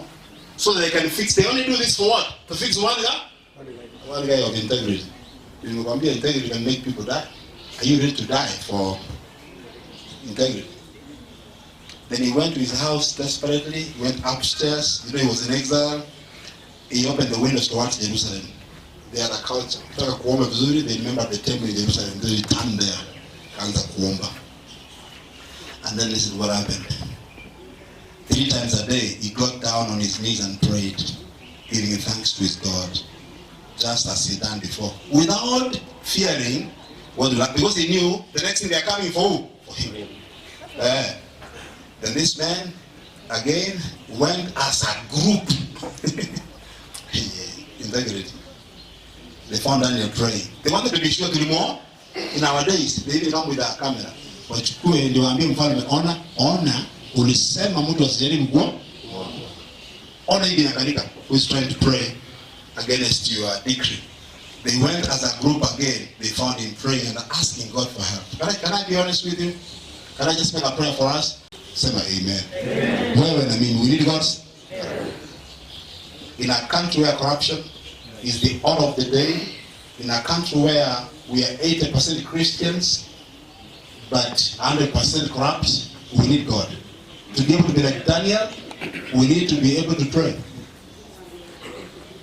Do you know we are 80% Christians on Sabbath and Sundays? Yes. From Monday to Friday, go. Some of us, very few people know where we go to church. You know, some of us have colleagues who don't really know they go to church. Because it doesn't occur to us we're supposed to be Christians and around the globe. But on Sundays and Sabbath, do you not publish a decree? Mfalme si ulisema that during the next 30 days, anyone who prays to any god or man except you, O king, would be thrown in the lion's den? The king answered, yes, I did. The decree stands in. Verse 13. Then they said to him, Daniel, who is one of the exiles. Now, one of the exiles, who is a slave from Judah, pays no attention to you, O king. All the decree you put in writing. He still prays 3 times a day. When the king heard these things, he was greatly distressed. You know why he was distressed? Not because Daniel was praying 3 times. He discovered these guys are up to something. Are we together? By the way, boss yaka anaweza kutujua. Mabosi wanatujua. The guys who know us, the guys who know this guy cannot kill anybody. Kama juzi nilikuwa nauliza, a friend of mine was killed in Nyamira, principal. Very good friend. Juzi nimekuwa Nakuru nikiangalia principals from Nyamira, West by South, Nyamira South. I was the guest speaker. Nimeongea na huyu madam vizuri, tumeongea na principals wenye Tsironga, Nyamira, hizo mashule za kitu. Then a few weeks nasikia amekufa. Like what happened? Tunasikia story ya madam wa kimekuwa kizungumkuti. Some other things zinakuwa hizi kugundua, but now imekuwa ngumu kujua nani anafanya nini. Wakichunguza mtu bwana wake, he looks very harmless. This a guy who has been very, you know that people you can say huyu hawezi, huyu hawe, hata kama issue investigate. Na ilishindikana kujua how do we unravel this? How do we know who did this? So this king says, I know you're trapped. This guy, in fact, nitaka kujua akufurahia all of them on how the story ends. So, okay, but because he had been bound, na alikuwa amejifunga na sheria. So akasema, okay. So he gave an order, and they brought Daniel and threw him into the land. Hakukuwa na question, walimtupa. You know, there's a man who want to see you die. Kuna watu mnafanya hao kazi, I'm telling you, even as you're in the same uniform, kuna watu wanakutakia mabaya. Na hata wana sababu, they just want you dead. Wanakuwa wanashindwa, bado uko hai. Unajua anamwambia wakili Meria, yeye ndio wakili. Unajua Mzee ni meishi masiku nyingi. Unajua hii maneno ni ukweli. Kuna watu hawataki kukutakia mazuri. Hii sio hii town katika hii wanasema. Kuna watu ukisema umenunua shamba wanaanza kujiuliza ulipitia wapi? Unajuana na nani? Nani wewe wako ng'ambo? Si ni kweli? Hawaamini unaweza kusema the king gave an order, he was thrown. Number 17, a stone was brought. Ikawekwa jiwe kubwa kafunika hiyo chini. And the king sealed it. Now verse 18, the king returned to his house. Ndio juu mfalme hakufurahia. Listen verse 18. The king returned to his palace and spent the night without eating or without any entertainment. What does that tell you? Huh? Was he happy? Daniel, this is my talk. Would you remember my point? By the way, I don't talk about politics. But one thing that's very clear is who we have to hold Matiang'i. Am I right? From the look of things, you know what I'm saying? Yes. How do I know this? Hata saizi kama sio rais akiitwa Nigeria nani? What does that mean? Nikaishara kwamba alikuwa na hata akisikia majina ameitwa, you know, there's even a possibility as we speak. There are guys who might begin some inquiries against Majid. Even now. But the former king still feels this guy was a good guy. I'm not saying he was a good guy. I'm sure he did not even attack the queen. He was sick in the mind. Why? And the next morning, listen to what happened. The Bible says he could not sleep. The first light of dawn, yani asubuhi na mapema, the king got up and hurried to the light. Can you imagine a king? Si wala wafanyakazi wake, yeye mwenyewe alijiambia, ngoja niamke nione nini imeendelea. Alijipeleka huko. And you know where the king runs, everyone runs from behind. Wanafuata. Amefika kwa lambs then. Listen to what he says. When he came near the other side, akukaribia, alianza kuita kwa mbali. He called to Daniel in an anguished voice. Anguished means Daniel from far. Yani kama tuseme nini kwa pale, alianza kuitia wapi? What does that tell you about this king? Sio mnanielewa? Ndio Bible tunapoisoma, you can read na usifuate usielewe unless you see a little drama in it. The king anaanza kuitia kwa mbali. Daniel uko hai. Almost like he was convicted and atakuwa hapo. You know how he knew it? The God he used to pray to. Let me tell you the truth. Even the devil knows when you make prayers, God can answer that. Oh, come on, say amen. Amen. Unaogopa shetani sana na Mungu hata shetani anajua ukiomba Mungu wako things will happen. But you are so afraid of the devil. Unaogopa mshao kushinda Mungu. The king calls from afar and he's listen to the response. And I'm with Daniel in that language. Belshazzar. Listen to this. Daniel, servant of the living God. What does that tell you? He knows the faith of this man. He knows you can't compromise Daniel. He knows you can compromise so and so. Lakini sio nani? Sio Daniel. He knows hata kama anisaini ile kitu wakamfungia kwa nini, anajua this one cannot do what you are saying, what they are accusing. Do you know that should encourage you? Kama unatembea right, even if they accuse you kwa boss, there is a God in heaven. Hello? Do I have some believers here? Wewe unaamini kuna Mungu anaweza kukutetea? Mimi ninajua kuna Mungu anaweza kukutetea. But why do we bribe so fast? Tunaona kama hiyo Mungu ni long. Tunataka yara? Why do we get lawyers over something we have not done? Tunaona jamaa anasema mimi najua sijafanya, nimeambia malaya wangu, mimi najua sija. Why are you so afraid of the systems of man when it's a God who can disturb a king? That's why usiku mzima. Yani anaamuka usiku mzima halali. And in his mind alijua hajakufa. He is the God who you serve day and night. As if saved me. He was almost sure angemwacha. Hello? Yes. I want to challenge us today to begin removing our eyes from our bosses, he said, whom will you serve continually, been able to rescue you, as he rescued you from the lions. And then Daniel answered, oh king, live forever. This is almost a song. Hapo anasema, it was like, oh king. Have you ever thought about this? Have you ever figured out? I mean, ndani ya sio kwa siafu. Siafu peke yake kama basi hapa inakutoa nguo. One day siafu ni best. Siafu ni mbaya kufia sipo. Hiyo sipo inakueleza haraka. Kama kuna kitu kiona hivi ni asia. Sema ndio kwa tunachuna machafu. Mchango amejaribu sana mpaka ameshangaa na wachana na wewe. Sema amen. I'm telling the truth. Kuna watu wengine hapa hata ujui nini linafanyikanga. There's a pastor who preached akatuambia one day mchawi aliconfess. Walikuwa wanaenda kwa pastor. Wanataka kwenda kumrudishia vitu. Alikuja akaoka sema pastor, nikwambia ukweli, for 15 years tumekutafuta. Tukifika karibu na kwako tunaona moto karibu nyumba ya moto. Can I tell you something? God does not have to tell you how he protects you. Sema amen. Amen. But he is there. He's protecting you. Have you ever wondered unaingia gari unajiambia hii gari sijakaa vizuri, unakaa nyuma. Ukifika mbele ile ulikuwa umetaka kuacha ile ulitoka ndani yangu. How did it happen? Alafu tunaingia kanisani tukiambiwa sifu Mungu, hauna sababu ya kusifu. Unapata hauna sababu. Some of you have gone through hospital, ulienda ukalala hivi, jirani alikuwa "Oh King live forever. My God." Someone say my God. Hata our God. Shida yetu ni Mungu wetu. Hauna Mungu wako. Until God becomes personal. Hapo wanda if you go to church unaona watu wanajaribu kuimba, mnashinda ni nini? Huyo anaruka nini sasa? Nini inasumbua huyu? It's because stories are personal. Like, let me tell you, some of you see the man aliongea hapo, you tell I was touched. He never saw his father. This guy looks honest. Ama mlionaje nini? Ndio mtu honest, unaona? Anaonekana. He looks honest guy. Alisema hakuwa na baba yake about 1 month ago. That means alikuwa na mama yake. You can imagine the life, sio? But how did it end? This guy, out of that challenge and pata, it made him work. Ametia bidii mpaka amefanya masters, amepata ka. Probably the reason why he's taking his work seriously. Anajaribu ku make sure hata kama Kenya watu wa corrupt namna gani, mimi mmoja. You know, this guy now can say, my God, I've seen. You see, anasema kama ningekuwa na wakati ningewaambia my God.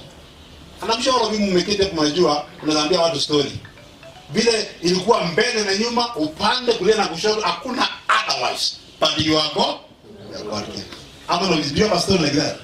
God king. Wengine mliambiwa hakutakuwa na nyumba ya mawe kwenu. Ilisemekana mtawahi. Lakini iko leo. Wengine mliambiwa hutawahi kuwa na anything. But you are God. So Daniel is not saying our God. He's not saying unajua mfalme yule Mungu wetu wa yote na abudu ni my God. When I tell people in church you need to thank God or praise, don't look at your neighbor who has no testimony. Wewe kama una ushuhuda yako ni tofauti. You know me, I tell people when you pray, usiombe vile wengine wenzako wanaomba. My God sent his angel. Can I make a prayer for you? May God send his angels around you. In Jesus name. And I want to encourage you. Because niliona jamaa alitutisha sana hapa na ni kama ulijiona jail. Let me auendi jela katika jina la Yesu. You will live to see your grandchildren. Ndio kuna sometimes kuna mahubiri na ubiri wako unashtuka. I went to some churches, kwa nikaona mimi ninaenda jehanamu straight. Hey, jamaa ameleta ujumbe. Yaani nijaribu kuangalia hili ujumbe imenifuata. But I want to encourage you. May God send his angels around you and surround your properties. The angel of God came and shut the lion's mouth. They have not hurt me because I was found innocent. Did you say my innocent? Innocent. That word is a dangerous word. I was found innocent? Innocent. Do you know in Kenya courts are acquitted people around innocent? Watu wenye wako nje ya jela ni wale wako guilty. Na wale wako ndani ya jela ni innocent. Na pale kama tunaona judi you're going to billions of shillings. Because in this laws of the land, justice is not guaranteed.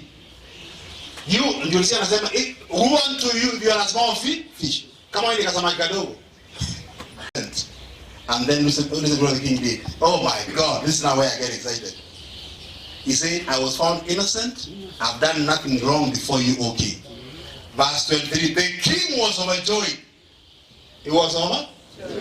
Huyu sio king Mkristo, sio mnanielewa. This is a Babylonian king. He was overjoyed. Oh, may God. You know, if you work under people who are not even Christians, can a Muslim boss say, I respect your God? Can someone who is not a Christian say, hey, elder, I know you're an elder. Kabisa, hauna makosa. The king was overjoyed, and then what happened? He gave orders. Now listen to this. This king, usiku mzima alikuwa anajiambia hivi.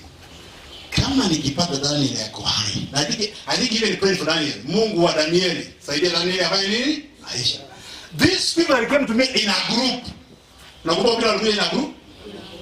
Ni kama mfalme alijiambia, as sure as I'm the king, if this guy is alive tomorrow, they will not survive. See how God changes things. You know, those who intend it for evil, Mungu anatumia for good. Na watu wanakupangia, unajua kuna watu wanakupangianga demotion. Alafu Mungu anaitani inakuwa promotion. Watu wanakupangia mabaya, but Mungu anaiwork. Now listen. Daniel does not know what the king is planning, but he is just busy obeying his God.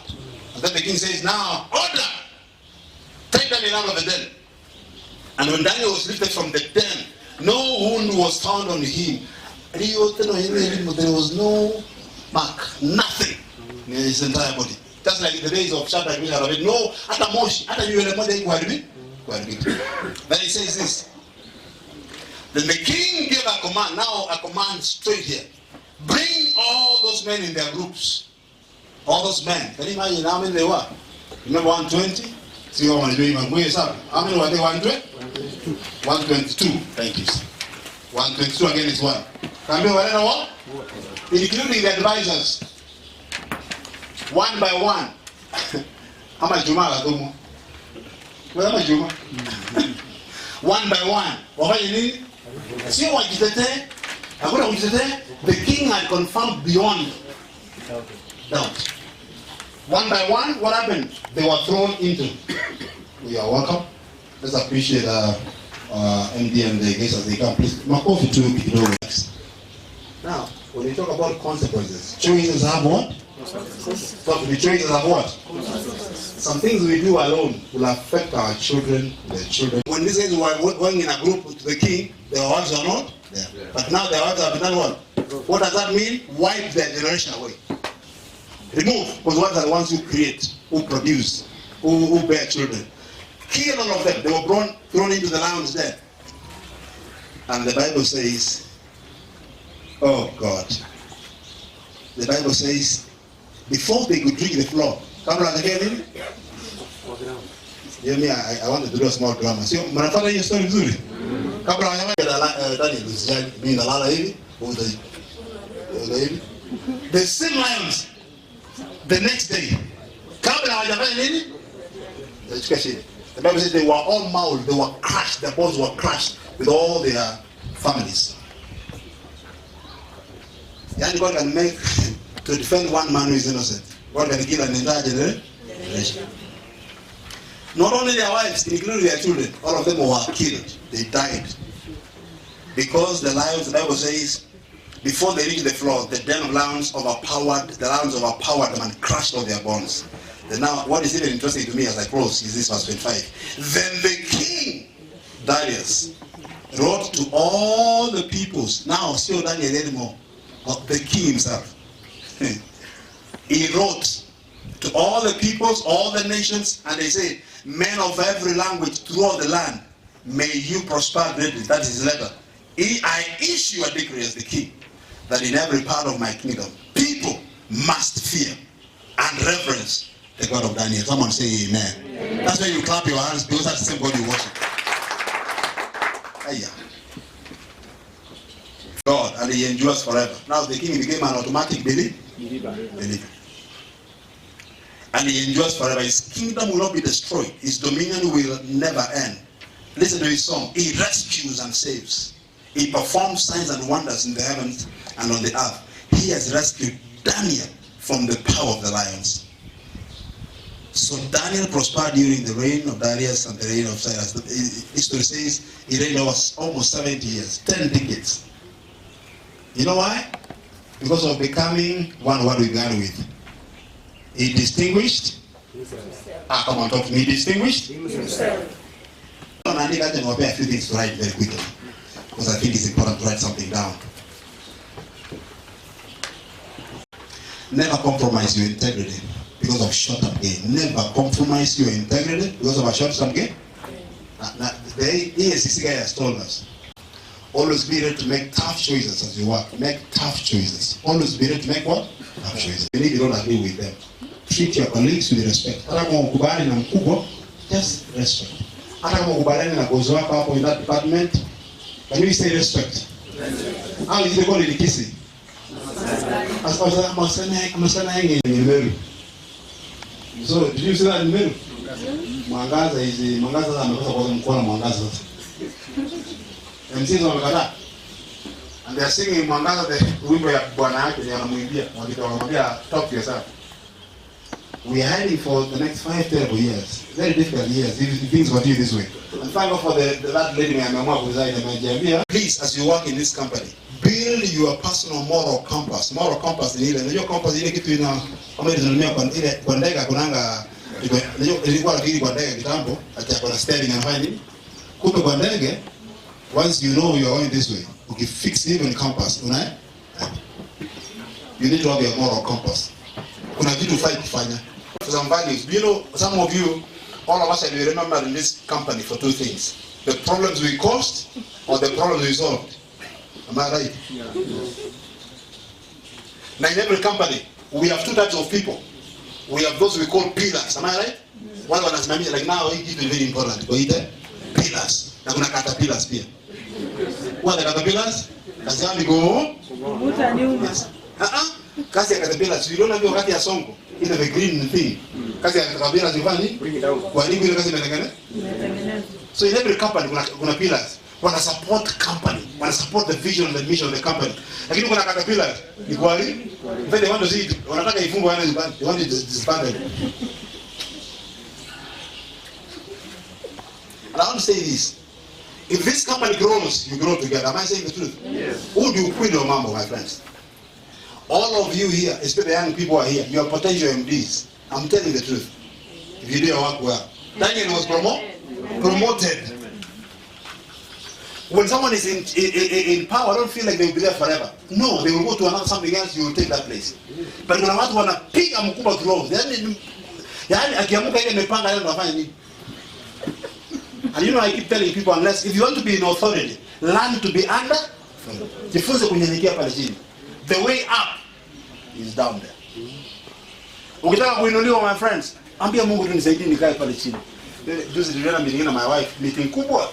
Na wewe nitokae pale mbele. Wewe au kae pale mbele. The Bible says ukienda meeting kama hiyo kaa nyuma. Wakikwambia ufai kukaa hapa. Wao ndio wamekupeleka. Lakini ukijipeleka hapo kwa boss hapa ilikuwa ni sawa. Very powerful. Kuna watu wanajulikana even here right now. Kuna watu unaandikwa report kusema that guy consistent. Akikwambia atakuwa saa 8, ako saa 8. Akisema nitafika saa 6, ni saa 6. They are consistent. Biggest problem in workers, inconsistency. Leo anasema hii, kisha amesema hii, kisha amefanya hivi. Aeleweki, ako tu hapa, leo ako pale. Kuna watu wanafanya kazi kwa kampuni, hata mmoja anakuambia mkuu wake huyu akienda analia machozi. By the way, if today you love this company, will you be missed? Usijibu. If you, hata sio ni wewe, ukitoka leo hivi, kina nia yuko. Ndio kuna watu wanatoka kwa company kama hii, wanasema Mungu ametusaidia bwana. Mungu anajibu maombi. Na kuna watu akitoka kwa hii kampuni leo wanasema we feel empty. Yani fulani ayu, yani is jovial, akikuwa hapa amekupa encouragement, amekuombea, amekupa hug, yani fulani. Yani watu wanaenda kama umeku na ni kwenda kazi nyingine unaenda. Your actions in this company, number 6, your actions need to inspire and influence not only your workers but even the next generation. People will come before you should read this waseme kulikuwa na mfanyakazi hapa kwa meter reading. Huyo chana naye. Kuna jamaa alikuwa kwa billing. Muungwana bana. Kuna jamaa alikuwa ukipiga simu hivi kama kuna disconnection. Kwa hapo. Use your position to enrich others. Please. Please. Leo hiyo nimesikiza mara ya ESC. I've really checked myself.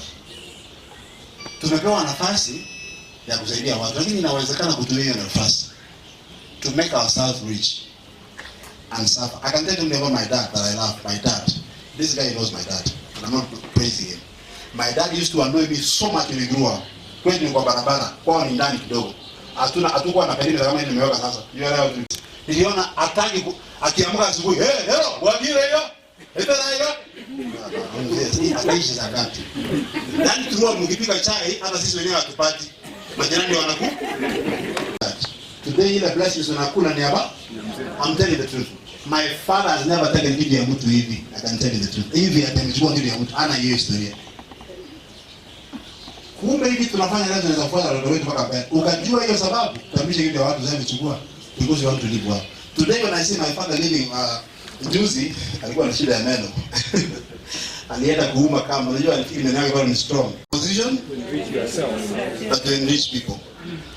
I wish you can decide before the end of the year to be a blessing to somebody. Endo surprise mwenzako hapa. Jiambie utafanya kazi. Usimwambie sema au hii jamaa amenibariki njia fulani nitamsurprise. Hiyo sio corruption. Hii inakubali?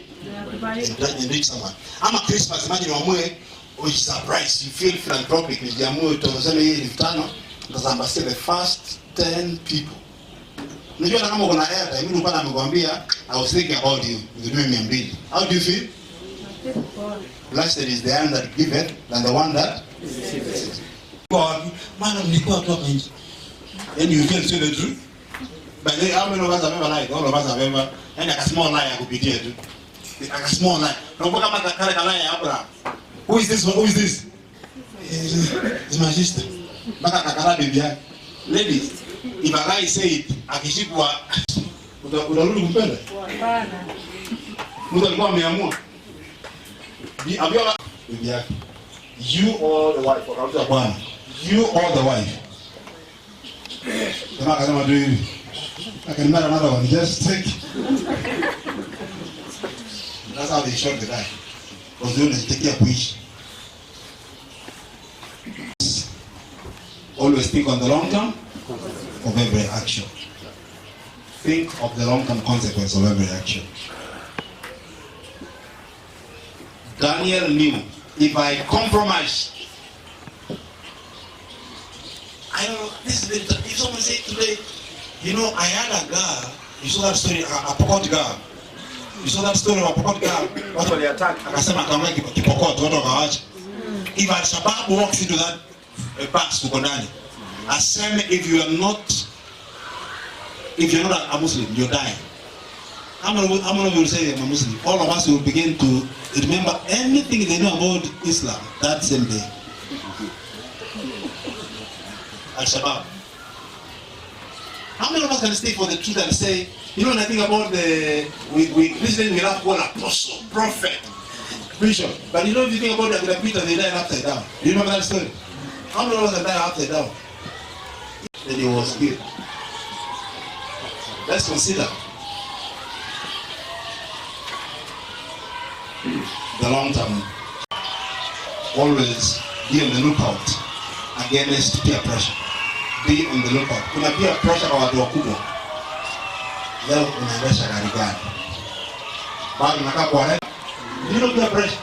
By the way, unaweza kaza na nguo yako kutoka January mpaka December unabarikiwa na unaenda kwako. Life at your own pace. Run your own race at your own pace. Sikia wengine.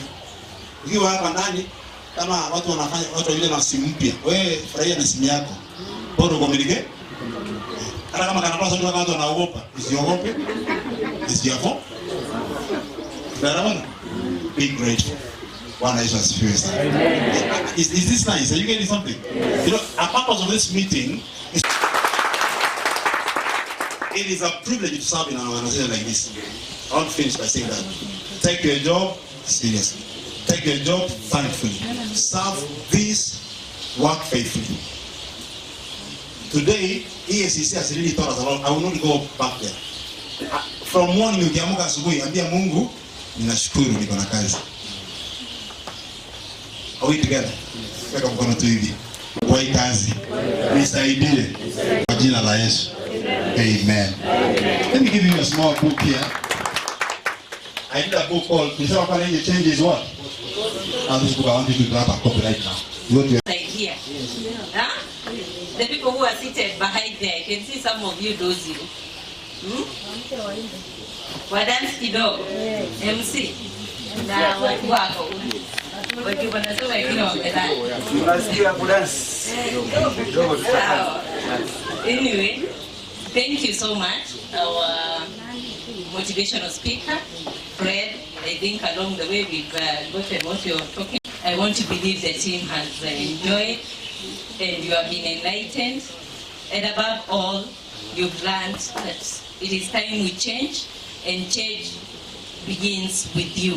Not us, it is I. Isn't it? So this hour, I want to appreciate and recognize the presence of our chairman and one of the board members, as even we continue waiting for the others before we break for lunch. I can see it's already past 2. I want to ask if they can just say a word Then we'll be out for lunch together, and then we can be able to come back in the afternoon, whereby we'll be having an in-house talk, and they can also be able to address us. So I'm going to take this moment to welcome Director Kiboma, who will also be able to invite the chair of the board. Hungry. So the best I should do is Maria Kiboma, one of the directors, and I would like invite the chairman to say hi. We go for lunch. I think we talk after. Director David Obore. You know, I follow instructions. I'm a student. Like the way the motivational speaker is saying, that I say hi. Hi. Hi. Yeah, but I just add one more word. That in this program, we privately had invited the governor, Honorable Simba Arati, to be just to come and salute you and maybe have a lunch with you, but not to take part in this program. And he requested that he's very busy. He had at ATC, he was having, and by the way, Director, I mean the MD, ATC didn't have water yesterday in the morning because the taps were dry. But that's just by the way. So he has requested that I tell you, we enjoy the lunch. He also requested the Deputy Governor, Dr. Monda, to pass by. He has also just called me. When I came in, I went out, I was talking to him. He has also been called for another emergency session. So the two, the Governor and the Deputy, are not able to come and join with you, but they are with you and they are praying for you, and they are so happy with this team that you people have decided to have a lunch like this. So our time is coming. We will be able to talk. I can see we are in the program at 3 p.m. But enjoy your lunch. The governor is not able to, unfortunately, to be with you. We were sure. It's only that the MD didn't tell you and even put in the program that they were supposed to be here. Thank you so much, and may God bless you. I think the motivational speaker, I don't remember him praying, but he said he was praying. I'm waiting for the prayer.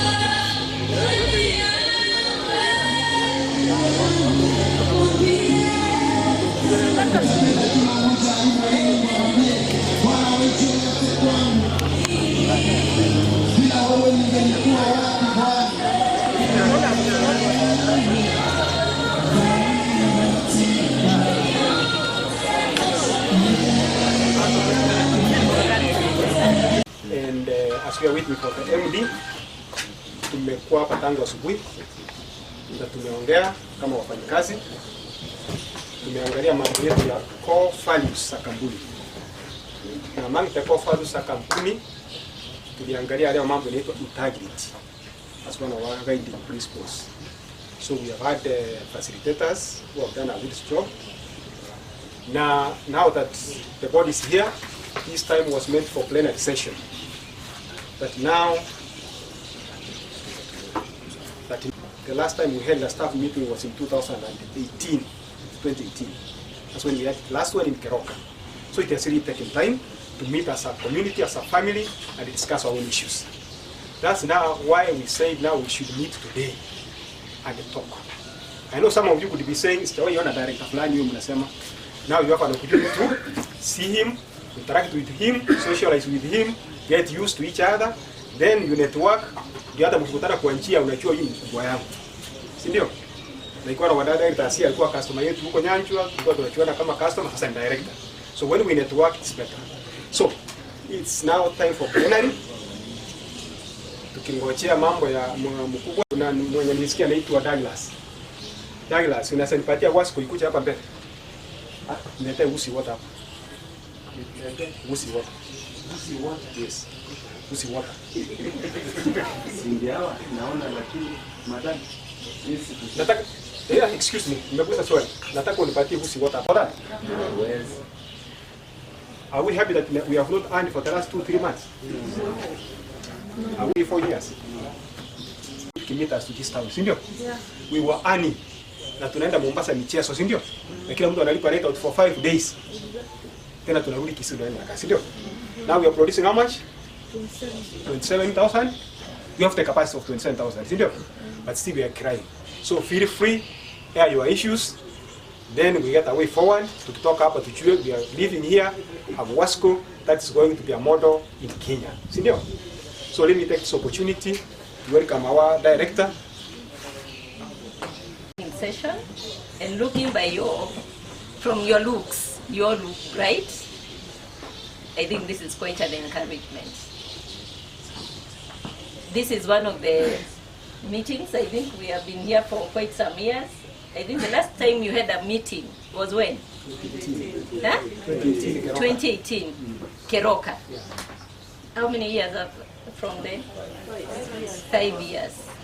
I think going forward we shall be having such meetings often so that we can be able to work together cohesively and as a team. I think you have been taught so much in the morning.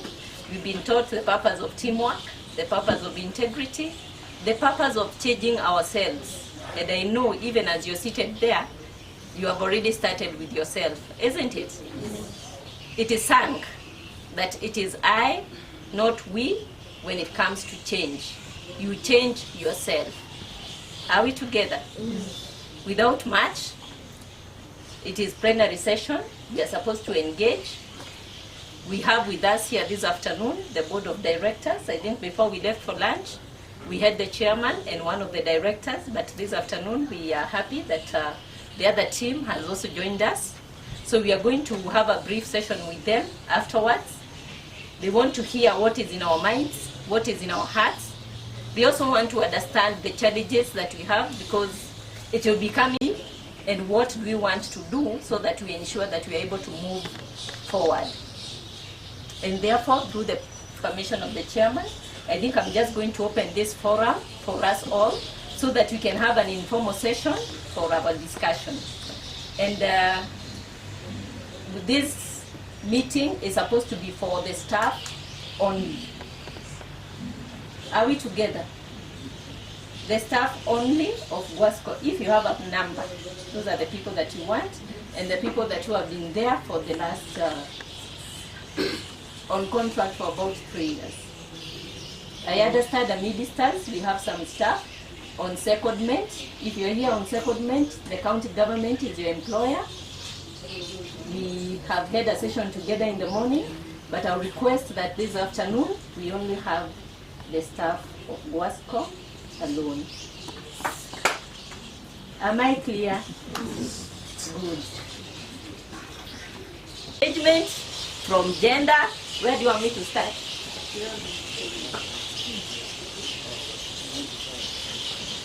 Tuanze wapi? Nyabuto. Naona wewe ndio unaniangalia sana. We have this kind of meeting for the sake of all of us, that we can be able to move forward.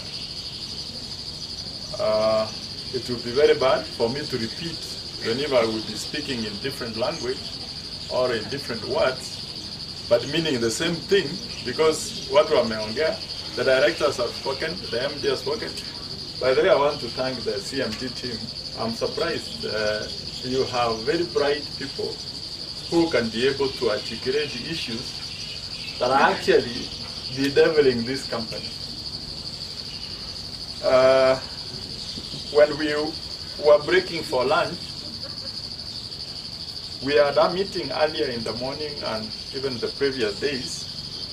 We were with His Excellency the Governor, and he sent and promised that he was coming to pass here, not necessarily to have lunch with you, but basically to just show the commitment and support that he's been able to provide for this company.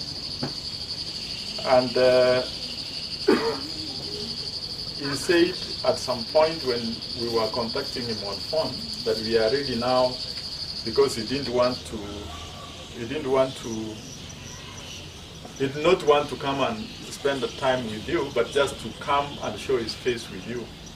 I mean to you, so that you can be able to actually appreciate and understand that now we are on a very firm ground, that we are moving forward without looking back or looking at the sides, that we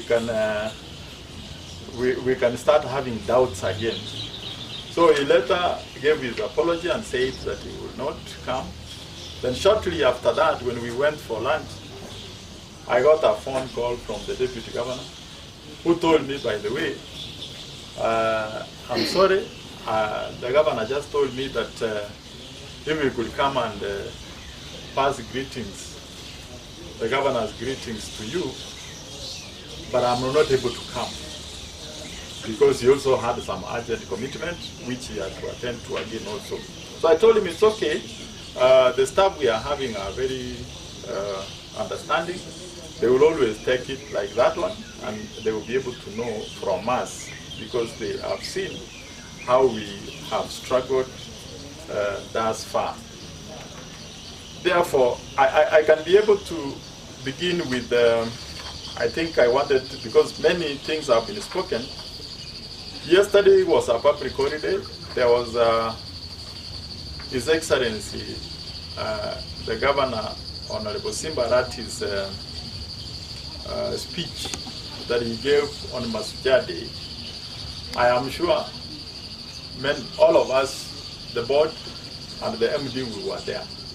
We had been invited to be present. He said we have to come. So when he was reading his speech, for those of us, for the benefit of those of us who had not, I want you to keenly listen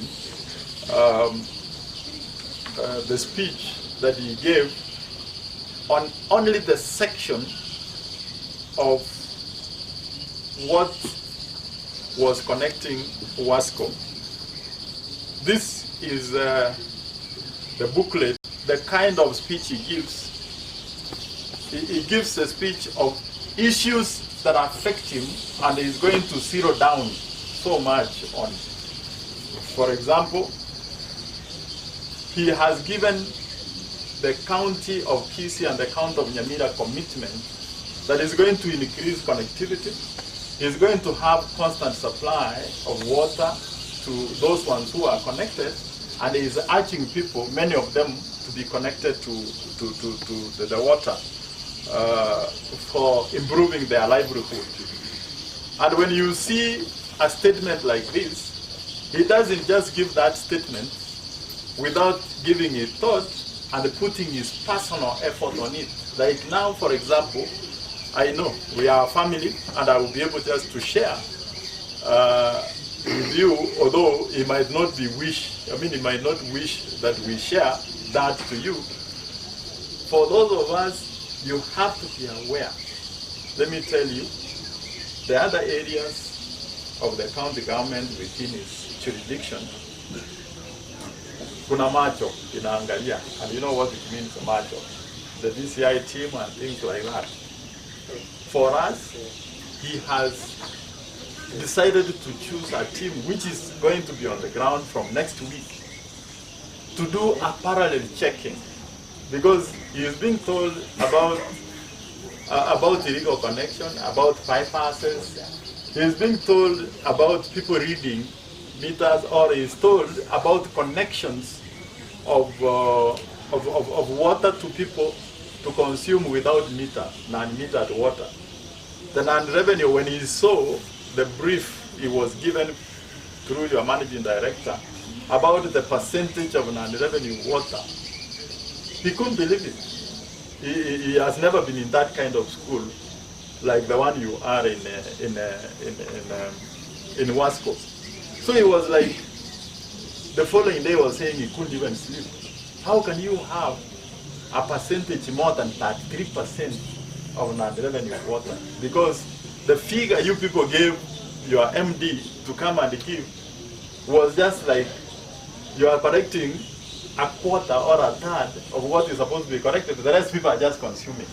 So, ladies and gentlemen, our county faces an immediate and refreshing challenge of clean and affordable water supply system. I recently sanctioned the management of Wusi Water and Sanitation Company, in brackets Wasco, Board of Directors.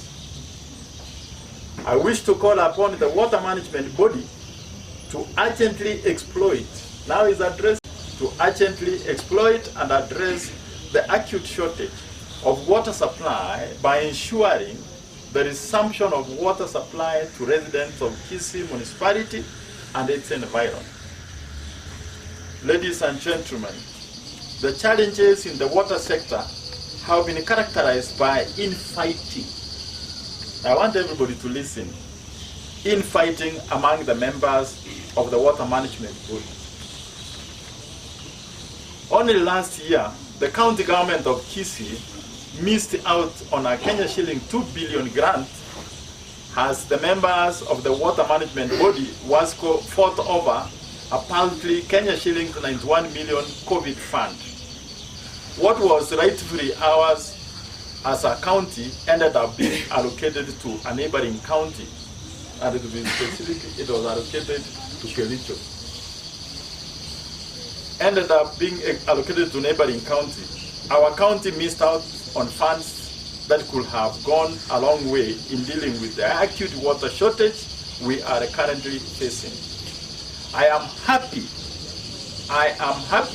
to report that the wars have stopped and the water management board has gotten down to business. Are you getting that? Yes. Are we together? Yes. Has gotten down to business. I wish to call upon the residents of Kisii County to take advantage of water connection program to be rolled out in November to apply for water connection services as we rush to have more people connected to the piped water supply. So what that means, be prepared from next week on Monday that you will have so many people. He is a hands-on governor. He's going to take, you are going to have a lot of applications, and you also have to be ready to deal with those applications.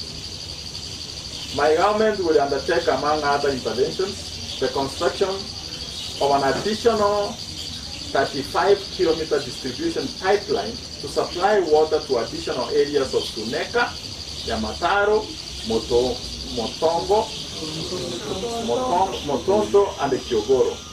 The residents of Iyave, Nyaguta, Nyavioto, Motonto, Terina, Mogu, Gesonso, Mosocho, Chogo, Mwembe, Nyakoe, Egesa, Benyinkwa, and Bobarajo area are also said to benefit from this project.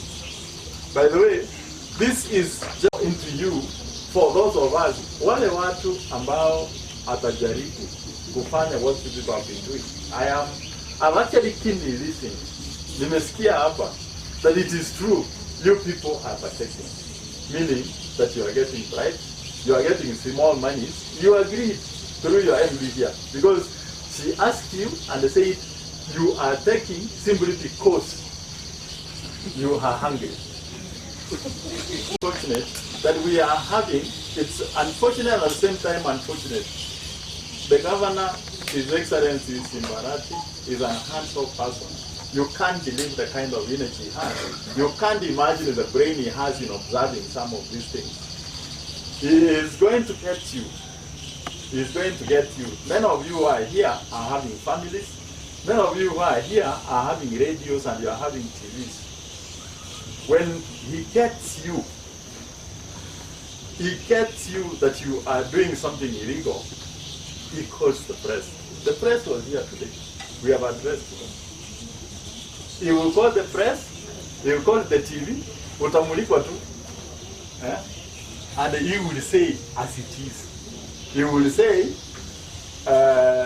so and so was caught doing this. And they will ask you in the presence of that TV, and you will accept.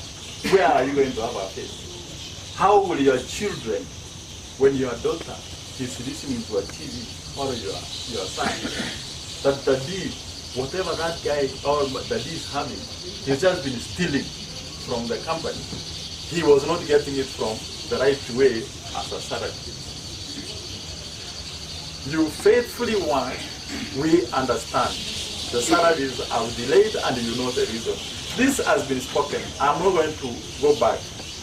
We have a board paper that we are saying about the issue of salaries.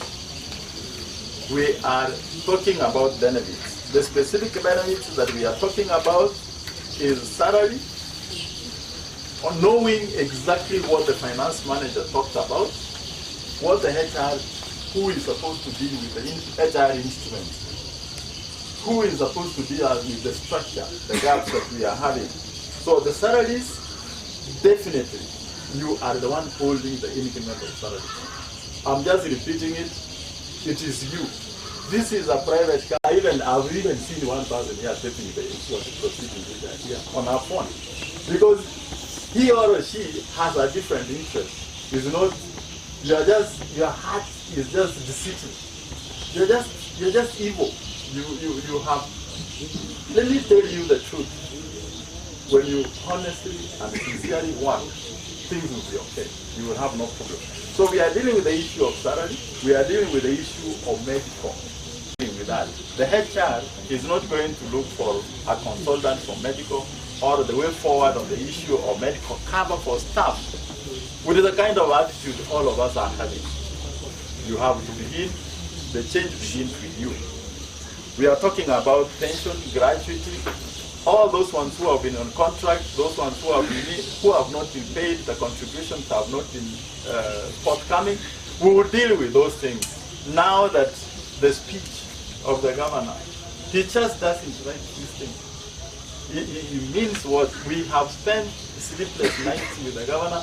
Sometimes we meet in his office at the stadium up to 2 a.m. talking about what's going on.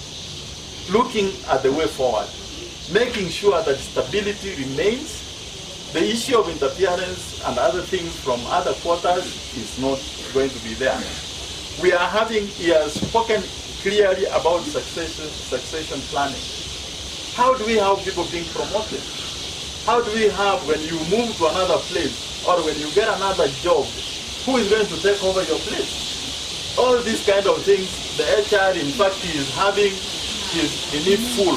He's going to have his in-tray full because he has to deal with this. We are having to deal with the issue of staff training.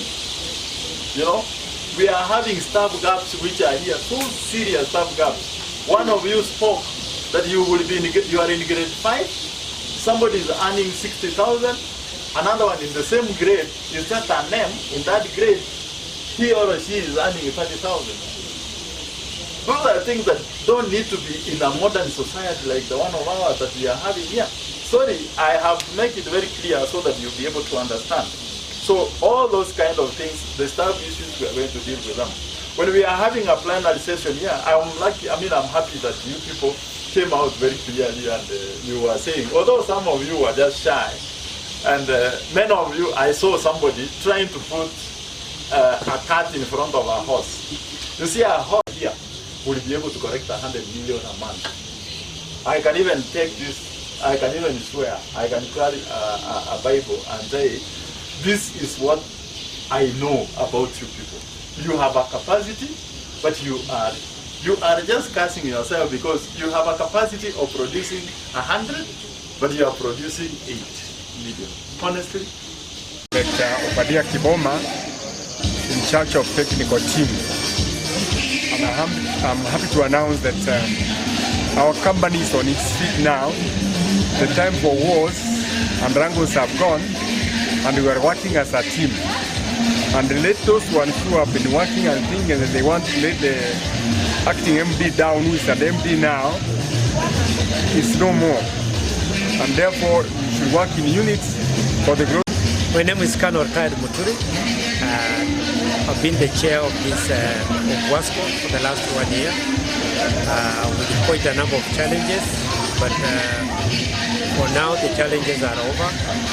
We have been assured by the governor of Kisi, Honorable Sipas Arati, and the governor of Nyamira, Honorable Amos Nyaribo, that they are going to support the company and for the benefit of the people of the two counties and also for the benefit of the staff. Now I have handed over the chairmanship, which is on a rotational basis, to Mr. David Ogura. No, he's capable, he's able, he's very intelligent, and he is full of wisdom that he will actually make the company grow for the benefit of all the consumers. Thank you very much, and God bless WASCO. I invite the chair to give his remarks. That right now we have appointed, the board has appointed an MD, and the MD is Lucy Wahito. The board has a lot of confidence in her. We have seen it's a lady who is very professional. She knows her work. And we are confident as a board, including the staff, that she will be able to lead the staff for the company to grow, and the consumers will be able to be satisfied with the product.